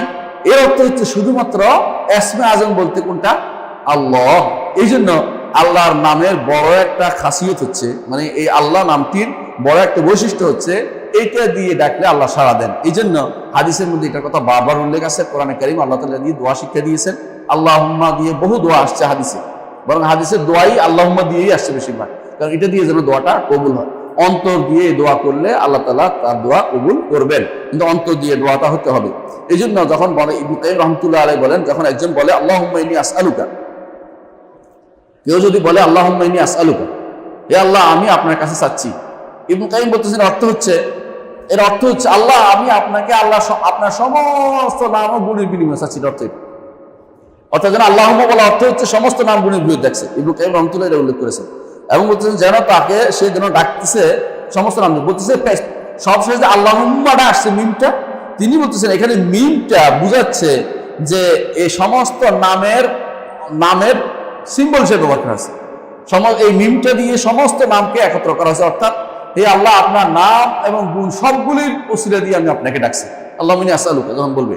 এই জন্য রাসূলুল্লাহ সাল্লাল্লাহু আলাইহি ওয়াসাল্লাম দোয়ার ভিতরে এটা আসছে, একজন মানুষ যখন বিপদে পড়ে সমস্যা পড়ে, তখন সে যদি বলে আল্লাহুম্মা ইন্নী আবদুকা ওয়া ইবনু আমাতিকা, হাদিসটা আপনারা জানেন, আল্লাহুম্মা দিয়ে ডাকছে, তখন তার বিপদটা তার উদ্ধার হয়ে যায়। এই জন্য হাসান বসরি রাহমাতুল্লাহ আলাইহি বলতেন যে আল্লাহুম্মা এটা হচ্ছে মাজমাউদ দোয়া, সমস্ত দোয়ার প্রাণ। আবু রাজা আল আতারদি বলছেন মিম ফি কাউলিহি আল্লাহুম্মা 99 ইসমা মিন আসমাইল্লাহ, আল্লাহুম্মার ভিতরে সমস্ত 99টি নামেরই দোয়া সম্বলিত রয়েছে। এই জন্য আল্লাহুম্মা দিয়ে ডাকালে সমস্ত নামের দোয়া হয়ে যায়। এই জন্য প্রত্যেকটি নাম ধরে আলাদা আলাদা করে রাসূল খুব কমই ডাকছেন, বেশিরভাগ জায়গায় দেখুন আল্লাহুম্মা দিয়ে ডাকছেন রাসূল। কেন? এই একটি নামের ভিতরে আপনার সমস্ত নামের খাসিয়ত রয়েছে আল্লাহর ভিতরে, এই জন্য এই একটি নামই যথেষ্ট। ইবনে কাইয়িম রাহমাতুল্লাহ তাফসীরুল কাইয়িমের মধ্যে এটা উল্লেখ করেছেন, তার তাফসীরুল কাইয়িমের মধ্যে এটা উল্লেখ করেছেন এই সবগুলি। দ্বিতীয় বৈশিষ্ট্য হচ্ছে সমস্ত নামের মূল হচ্ছে এই নামটি, সমস্ত নাম এর দিকে সম্পর্কিত করা হয়, কিন্তু এই নামটিকে সমস্ত নামের দিকে সম্পর্কিত করা হয় না। এটা আমরা বুঝিয়ে বলেছি। যেমন আমরা বলি যে আল্লাহর নামের মধ্যে একটি হচ্ছে রহমান, আল্লাহর নামের মধ্যে একটি হচ্ছে রাহিম, আল্লাহর নামের মধ্যে একটি হচ্ছে করিম, কিন্তু আমরা বলি না করিমের একটি নাম হচ্ছে আল্লাহ, রহমানের একটি নাম হচ্ছে আল্লাহ, এটা আমরা বলি না। এর অর্থ হচ্ছে এইভাবে সেটা বুঝতে হবে যে এটা সমস্ত নামের মূল। তৃতীয় বৈশিষ্ট্য হচ্ছে যে এই নামটি সমস্ত আল্লাহ সমস্ত নাম এবং গুণগুলিকে সামিল করে এই একটি নাম। এবং আল্লাহ তাআলার তিনটি যে মৌলিক নামগুলির তিনটি মৌলিক, যেটা বলছে জালাল, জামাল, আজমত। জালাল, জামাল, আজমত তিনটি মৌলিক জিনিস আল্লাহ সমস্ত। একটা হচ্ছে জালাল অর্থ ক্ষমতা, যিনি মহা ক্ষমতাধর, ক্ষমতা যিনি দাপট যিনি দেখাতে পারেন, যেমন কাহার, জব্বার, আজিজ, হ্যাঁ এগুলো এটাও যেমন প্রমাণ করে আল্লাহ দিয়ে, তেমনি ভাবে আল্লাহ শব্দ দিয়ে জামাল, রহমান, রহিম, করিম এগুলিও আল্লাহ তাআলা বুঝান, আর রহমান, আর রহিম এবং আল করিম। তেমনি ভাবে এই নামের দ্বারা আমরা আজিম, কবির এইটাও আমরা বুঝতে পারি। এগুলি সবগুলি এর ভিতরে রয়েছে। 4 নম্বর হচ্ছে যে এইটা এমন একটি নাম যে সমস্ত জিকির এর সাথে আসছে, সমস্ত জিকির এর সাথে আসছে। ফাত্তাকবীর ওয়াত তাহমিদ ওয়াত তাসবিহ ওয়াল হাওকালা ওয়াল বাসমালা ওয়াল ইস্তিরজা, মানে আমরা সংক্ষেপে বলতেছি ইন্না লিল্লাহি ওয়া ইন্না ইলাইহি রাজিউন। আল্লাহ আছে। বিসমিল্লাহির রহমানির রহিম আল্লাহ আছে। আচ্ছা, লা হাওলা ওয়ালা কুওয়াতা ইল্লা বিল্লাহ আল্লাহ আছে। সুবহানাল্লাহ আছে। আলহামদুলিল্লাহ আছে। আল্লাহু আকবার আছে। এর অর্থ হচ্ছে একজন মুসলিম যখন বলে আল্লাহু আকবার তখনও আল্লাহকে স্মরণ করছে, যখন বলে লা ইলাহা ইল্লাল্লাহ আল্লাহকে স্মরণ করতেছে। তাহলে একজন মুসলিম আল্লাহ দিয়ে নাম ডাকার অর্থ হচ্ছে তাই সেজন্য সমস্ত নাম দিয়ে আল্লাহকে ডাকছে, আর সমস্ত জিকির এভাবে আসছে, এটা বুঝার কথা। 5 নম্বর হচ্ছে যে কোনো জিনিসে আল্লাহর নামটি নিয়ে আপনি যদি কোনো ডাকেন আল্লাহ তাআলা সাড়া দিবেন, এবং কম হলে বাড়িয়ে দিবেন, বিপদ হলে বিপদ থেকে উদ্ধার করে দিবেন, মুসিবত ভয় পাইলে ভয় থেকে মুক্তি দিবেন। এবং সমস্ত এটা আমরা কিন্তু প্রত্যেকটা দলিল দিতে পারতাম, একটা হাদিস দিন আমি ধরে দিচ্ছি না সবগুলি। এর অর্থ হচ্ছে যে আপনি এই নামটি এমন এক পর্যায়ের নাম, যে নামটি আপনি বলতে পারেন যে এই নামটির কারণে বিপদে পড়লে উদ্ধার পাওয়ার একটা বড় মাধ্যম হচ্ছে এই নামটি, বিপদে পড়লে। এই জন্য রাসূলুল্লাহ সাল্লাল্লাহু আলাইহি ওয়াসাল্লাম এই জন্য বলতেন আল্লাহ আল্লাহ রব্বি লা উশরিকু বিহি শাইআন, আল্লাহ দিয়ে রাখতেন। হ্যাঁ, এবং এই নামটি দিয়ে মানুষ যখন দোয়া করে তখন এই নামটি দিয়ে দোয়া করা শুরু করে দেয়, এটা হলো নিয়ম। ইমাম শাইখুল ইসলাম মুহাম্মদ ইবনে আব্দুল ওয়াহাবের নাতি সুলাইমান মুহাম্মদ ইবনে আব্দুল তার তাইসির আজিজুল হামিদের মধ্যে এটা উল্লেখ করেছেন। 7 নম্বর হচ্ছে যে এই নামটির মাধ্যমে তাওহীদের পূর্ণ বাস্তবায়ন করা হয়। এই নামটি যদি কোনো আল্লাহর জন্য নির্ধারণ করা হয় তাওহীদের পূর্ণতা লাভ হয়। কি হিসাবে? রাগবাতান ওয়া রাহবাতান ওয়া খুদুয়ান দুল্লান, আল্লাহর জন্য নিজেকে বিনয় করে তোলা হয়, আল্লাহর জন্য নিজেকে বিনয় করে তোলা হয়, এবং আল্লাহর জন্য আল্লাহর কাছে নিজেকে সঁপে দেওয়া হয়, আল্লাহর জন্য একমাত্র আল্লাহর জন্য যাবতীয় সম্মান প্রদর্শন করা হয়। 7 নম্বর হচ্ছে যে কেউ যেন মনে না করে যেহেতু আল্লাহ নামটি এতই গুরুত্বপূর্ণ আমরা তাহলে আল্লাহ আল্লাহ নাম ডাকতে আরম্ভ করি, এটা যেন না ডাকা, এটা আবার বিদআত হবে। কারণ রাসূলুল্লাহ সাল্লাল্লাহু আলাইহি ওয়াসাল্লাম আমাদেরকে শিক্ষা দেননি শুধু আল্লাহ আল্লাহ নাম দিয়ে জিকির করা এই জন্য জায়েজ নেই। রাসূলুল্লাহ সাল্লাল্লাহু আলাইহি ওয়াসাল্লাম কখনো শুধু আল্লাহ আল্লাহ জিকির আমাদেরকে শিক্ষা দেননি, এবং এই শিক্ষা যেটা তারা করে এটা কোনো সওয়াব হবে না। এখন একজন বলতে থাকতে যে আল্লাহ শব্দের মধ্যে কয় আছে 3টা শব্দ আছে, তাই না? আল্লাহ, আলিফ লাম লাম হা, কয়টা? 4টা। 4 10 40 নেই কিভাবে? এটা হবে না কেন? তাহলে তো শয়তান পেলে আপনি বেশি পাওয়া যাবে, তাই না? শয়তানের মধ্যে কয়টা আছে? আলিফ লাম শিন ইয়া তা আলিফ নুন, ওরে বাবা 6-7টা আছে। এই জাতীয় হিলে করে সওয়াব পাওয়ার সুযোগ নেই। সওয়াব হচ্ছে যেটা আল্লাহ যেভাবে বলছেন সেভাবে করতে হবে, নিজের মন মতো বানিয়ে বলা যাবে না। আচ্ছা, এই নামটি যেহেতু এত গুরুত্বপূর্ণ এই জন্য আল্লাহর কাছে সহিহ হাদিসে আসছে আল্লাহর কাছে সবচেয়ে প্রিয় নাম হচ্ছে কি? আব্দুল্লাহ ও আব্দুর রহমান। আব্দুল্লাহ শব্দ আসছে না? আব্দুল্লাহ, হ্যাঁ, এই জন্য আল্লাহর নামটি বেশি প্রিয়। এটা একটা বৈশিষ্ট্য যে আল্লাহর নামটি বেশি প্রিয় হওয়ার কারণে যে এই জন্য আল্লাহর নামের সাথে যেটা বেশি হবে এটা তাবিদ হবে, যেটা আল্লাহর নামের সাথে দাসত্ব প্রকাশ দেখা বলে বেশি গুরুত্বপূর্ণ হবে, বেশি সম্মানিত হবে। এখন বলতে পারেন আর রহমান তো আসছে। আর রহমান এমন একটি নাম যে নামটি পৃথিবীতে আর কারো দ্বিতীয়বার হতে পারে না। রহমান কেউ হতে পারে না, রাহিম হতে পারে, আপনি রাহিম দয়ালু, কিন্তু রহমান আলিফ লাম বাদে হোক আলিফ লাম সহ কোনোভাবেই কারোর জন্য গ্রহণযোগ্য না। এই জন্য আল্লাহর পরে রহমান রহিম আসবে। আগামী দার্সে আমরা রহমান রহিম নিয়ে আলোচনা করব, রহমান রহিম বিস্তারিত। আচ্ছা, আরেকটি বৈশিষ্ট্য হচ্ছে এই নামটি, সেটা হচ্ছে যে আল্লাহ তাআলা যে এই নামটি আল্লাহ তাআলা এমনভাবে দিয়েছেন যে কোনো ব্যক্তি নিজেকে আল্লাহ দাবি করে না, পাগল না হলে, পাগলের আলাদা কথা, এমন কিন্তু কেউ নিজেকে বড় বড় জিনিস দাবি করতে পারে, আমি এই করে ফেলবো, এই করে ফেলবো, আমি সবাইকে শেষ করে ফেলবো, এগুলি জাব্বার এবং কাহারের পথ দেখাইতে পারতেছে। কিন্তু কেউ আল্লাহ নামটি তাদের অন্তরকে আল্লাহ তাআলা এমনভাবে মানুষের অন্তরকে নির্ধারণ করে দিয়েছেন, সৃষ্টি কেউ কোনোদিন নিজেকে আল্লাহ দাবি করে না, যতই বড় হোক। এমনকি ইয়াও না, শয়তানও কোনোদিন নিজেকে আল্লাহ দাবি করে না। শয়তান কোনোদিন আল্লাহকে দাবি করে না, আসে বলে না যে আমি আল্লাহ, এটা সে বলে নাই। কেন বলে নাই? কারণ এইটা উচ্চারণ করা তার মতো কি নাই, কোনো ক্ষমতা তাকে দেওয়া হয়নি। আচ্ছা, তৃতীয়ত হচ্ছে, এরপরের একটি বৈশিষ্ট্য হচ্ছে, 10 নম্বর বলেন, বৈশিষ্ট্য হচ্ছে যে আল্লাহ নামটি যে কোনো কাজের শুরুতে আছে, অর্থাৎ কি বিসমিল্লাহ। বিসমিল্লাহ কোন কোন কাজে লাগে আমি আমার তাফসিরের মধ্যে উল্লেখ করেছি, পাইছেন কিনা? 10, 12টা 13টা জায়গাতে শুধু হাদিসে সরাসরি আসছে। যেমন কি খাওয়ার সময় বিসমিল্লাহ, মসজিদে ঢুকার সময় বিসমিল্লাহ, তাই না? মসজিদে বের হইতেও বিসমিল্লাহ, এমনকি স্ত্রী সবার সময় বিসমিল্লাহ আছে না? এমনকি বাথরুমে ঢুকার সময় বিসমিল্লাহ আছে, এটা সহিহ হাদিসে আছে। এমনকি যে কোনো ভালো কাজে পড়ার জন্য, কোরআন পড়ার জন্য কি আছে না? কোরআন শরীফ শুরু বিসমিল্লাহ আছে, সূরা শুরুতে বিসমিল্লাহ আছে। আচ্ছা, হয়তো বলতে পারেন যে এটা তো মাঝখান দিয়ে পড়লে তো আউযুবিল্লাহ, আউযুবিল্লাহ অতিরিক্ত লাগবেই আল্লাহ ইস্তেআযার জন্য, বিসমিল্লাহ আছে। অর্থাৎ যে কোনো জিনিসের জন্য বিসমিল্লাহ দিয়ে শুরু করতে হবে। এবং এর উপর হাদিসও আছে একটা, যে হাদিসটা কেউ দুর্বল বলেছেন, সেটা হচ্ছে প্রত্যেকটি কাজ লেজ কাটা হবে যদি কোনো সে বিসমিল্লাহ আল্লাহ নাম দিয়ে শুরু না করা হয়। হ্যাঁ, কুল্লু আমরিন জিবালিন লাম ইউবদা বিসমিল্লাহ ফাহুয়া আবতার ফাহুয়া আখতার, যেটা বর্ণনা আসছে। এই বর্ণনা কেউ হাসান বলেছে, কিন্তু দুর্বল বলেছেন, আমি সেটা যাচ্ছি না। মূল কথা, বাস্তবতা হচ্ছে সত্য, হাদিসের দিকে যাচ্ছি, হাদিসটা দুর্বল থাকে, কিন্তু মূল কথা হচ্ছে যে বিসমিল্লাহ দিয়ে শুরু করতে হবে। এই জন্য বিসমিল্লাহ দিয়ে রাসূলুল্লাহ সাল্লাল্লাহু আলাইহি ওয়াসাল্লাম বেশিরভাগ ভালো কাজ বিসমিল্লাহ দিয়ে শুরু করেছেন। যত কাজ তিনি বিসমিল্লাহ দিয়ে আল্লাহ নাম দিয়ে শুরু করেছেন। এই জন্য আল্লাহ নামটি এখানে অবশ্যই রয়ে গেছে। খাবার সময় বিসমিল্লাহ লাগে না? বিসমিল্লাহ লাগে, বিসমিল্লাহ। তো বিসমিল্লাহ রহমানির রহিম পুরোটা কিন্তু আসে না, শুধু বিসমিল্লাহ আসছে, সবগুলো বিসমিল্লাহ, এই জন্য বিসমিল্লাহ একটুকু যথেষ্ট।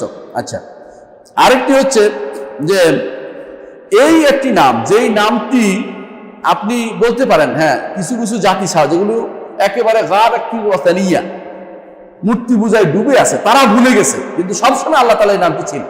অর্থাৎ আপনি বলতে পারেন আদম হতে শুরু করে মুহাম্মদ সাল্লাল্লাহু আলাইহি ওয়াসাল্লাম বা আজ পর্যন্ত যত মানুষ আছে সবার জন্য বিসমিল্লাহ নামটি আল্লাহ এই নামটি দিয়েছেন। সব নাম সবাইকে দেন নাই, সব নাম সবাইকে দেন নাই, কারণ একটা আয়াত হাদিসে বলা হচ্ছে যে আও আনজালতাহু ফি কিতাবিকা আও আল্লামতাহু আহাদাম মিন খালকিকা, কোন রাসূলের কাছে কিতাব নবীর কাছে পাঠাইছেন, অথবা কোনো কিতাবে দিয়েছেন, অথবা কাউকে আল্লাহ শিক্ষা দিয়েছেন, কিন্তু আল্লাহ নামটি সবাইকে শিক্ষা দিয়েছেন।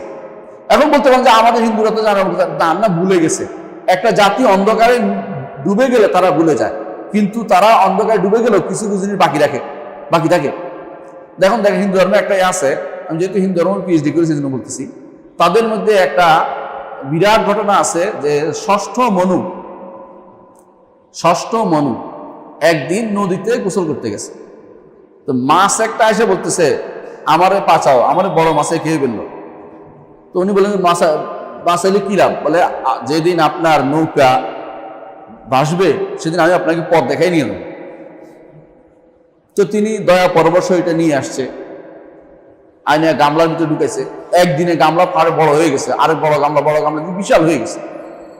যত গল্প বিশেষ করে না, বাকিটা পরে বিশেষ করে বাকিটা মিল করতেছে। এরপরে তিনি এটাকে রাখতে না পারে নদী তিনি আবার রাখছে, এটা জায়গা নেই, নদীতে এটা বড় হইতে আরম্ভ করছে। যখন এরপরে পৃথিবী ডুবে যাবে, দেখেন চলে আসছে কোথায়, ওই নূহের তুফানের দিকে ডুবে যাচ্ছে। আর কোনো মানুষ, তখন তিনি সমস্ত জিনিসপত্র নিয়ে নৌকায় উঠছে।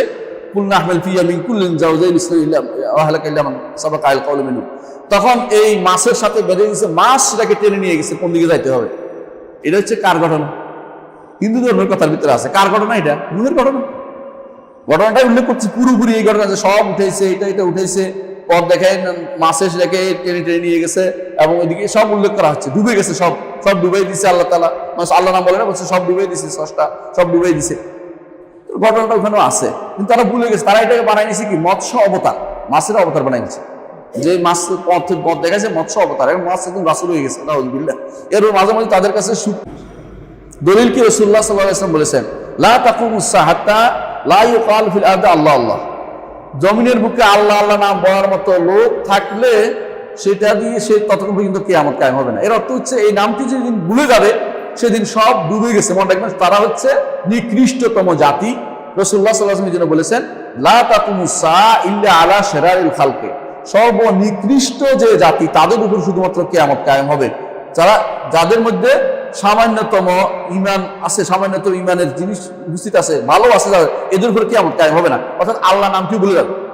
এক পীর সাহেব আমাকে বলতেছে যে আল্লাহ আল্লাহর জিকির করা জায়েজ আছে, দলিল দিচ্ছে কি হাত্তা লা ইউকাল ফিল আরদি ইল্লা আল্লাহ আল্লাহ আল্লাহ, জমির বুকে আল্লাহ আল্লাহ বলার মতো, এটা আল্লাহ আল্লাহ দুইবার বলছে। তো আমরা যদি 100 বার বললাম, দুইবার তো বলছে হাদিসে।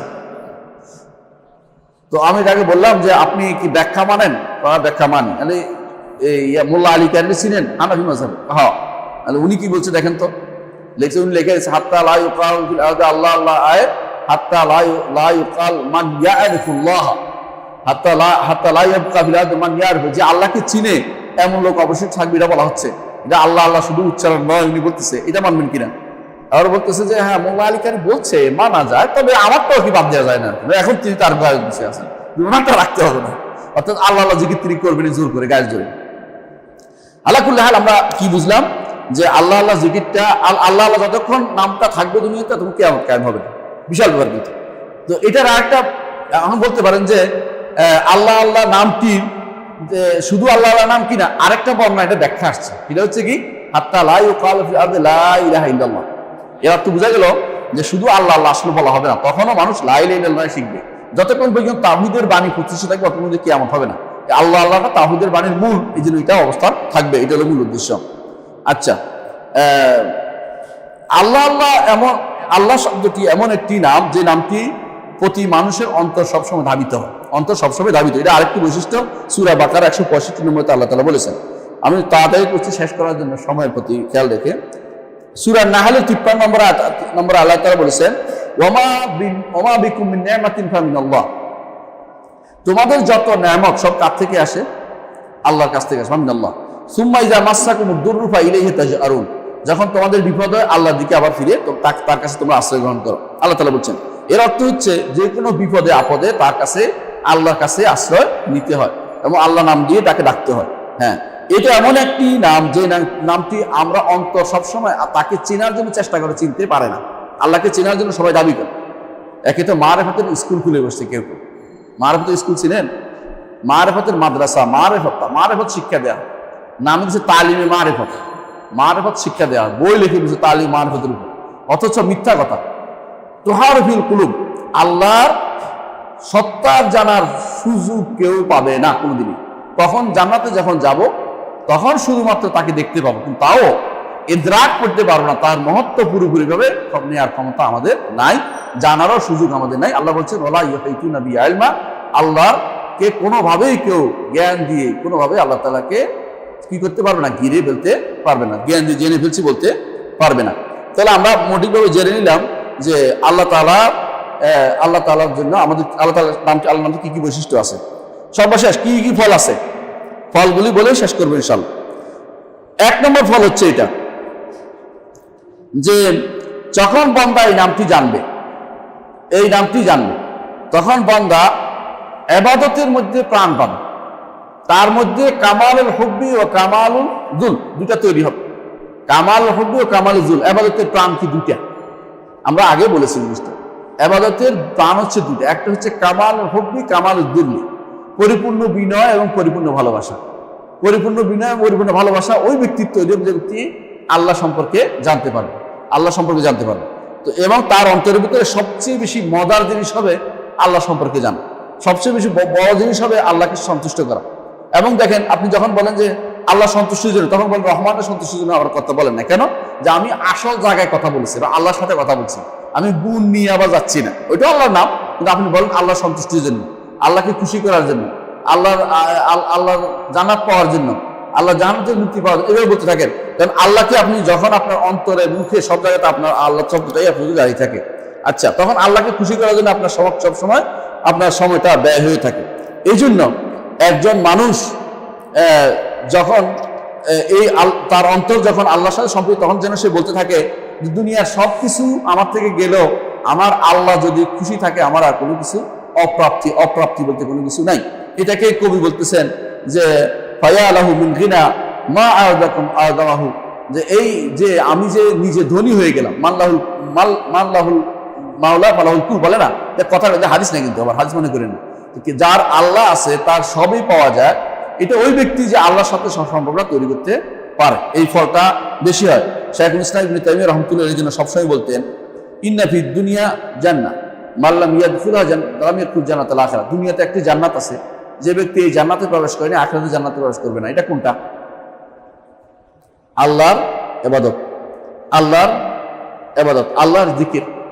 তিনি সকাল থেকে শুরু করে ফজরের পর থেকে শুরু করে সূর্য ওঠা অনেকক্ষণ হওয়া পর্যন্ত শুধু ইবাদতই করতেন, জিকির আজকারগুলি করতেন। এবং তিনি বলতেন এটা যে আল্লাহর এই জিকিরটা যদি আমি ছেড়ে দেই, আজ কুওয়াতি, এটা আমার শক্তি। আমি মনে করি যে এই জিকির ছেড়ে দিলে খাওয়াত কুওয়াতি, আমার শক্তি পড়ে যাবে, আমি আর বেঁচে থাকতে পারবো না। এই জন্য অনেক দুর্বল মানুষও দেখবেন জিকির আজকার আল্লাহর স্মরণের মধ্যে তার এমন শক্তি অর্জিত যেটা অন্যভাবে থাকে না, অন্যভাবে তার কখনো প্রাপ্তি হয় না। এই জন্য আপনি দেখেন আজকে সকালবেলা কথার কথা আপনি হাঁটতেছেন আর জিকির করতেছেন, এটা যে পাবেন, ঘুমাই গেলে এটা আপনি সারাদিন মন খারাপে থাকবে, এটা করতে পারতেছেন না, কিছু হচ্ছে না।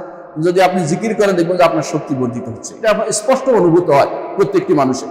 এই জন্য এটা এমনভাবে অন্তরে যায়, অন্তরে আল্লাহ তাআলা স্মরণ করলে অন্তরের ভিতরে এরকম আসে।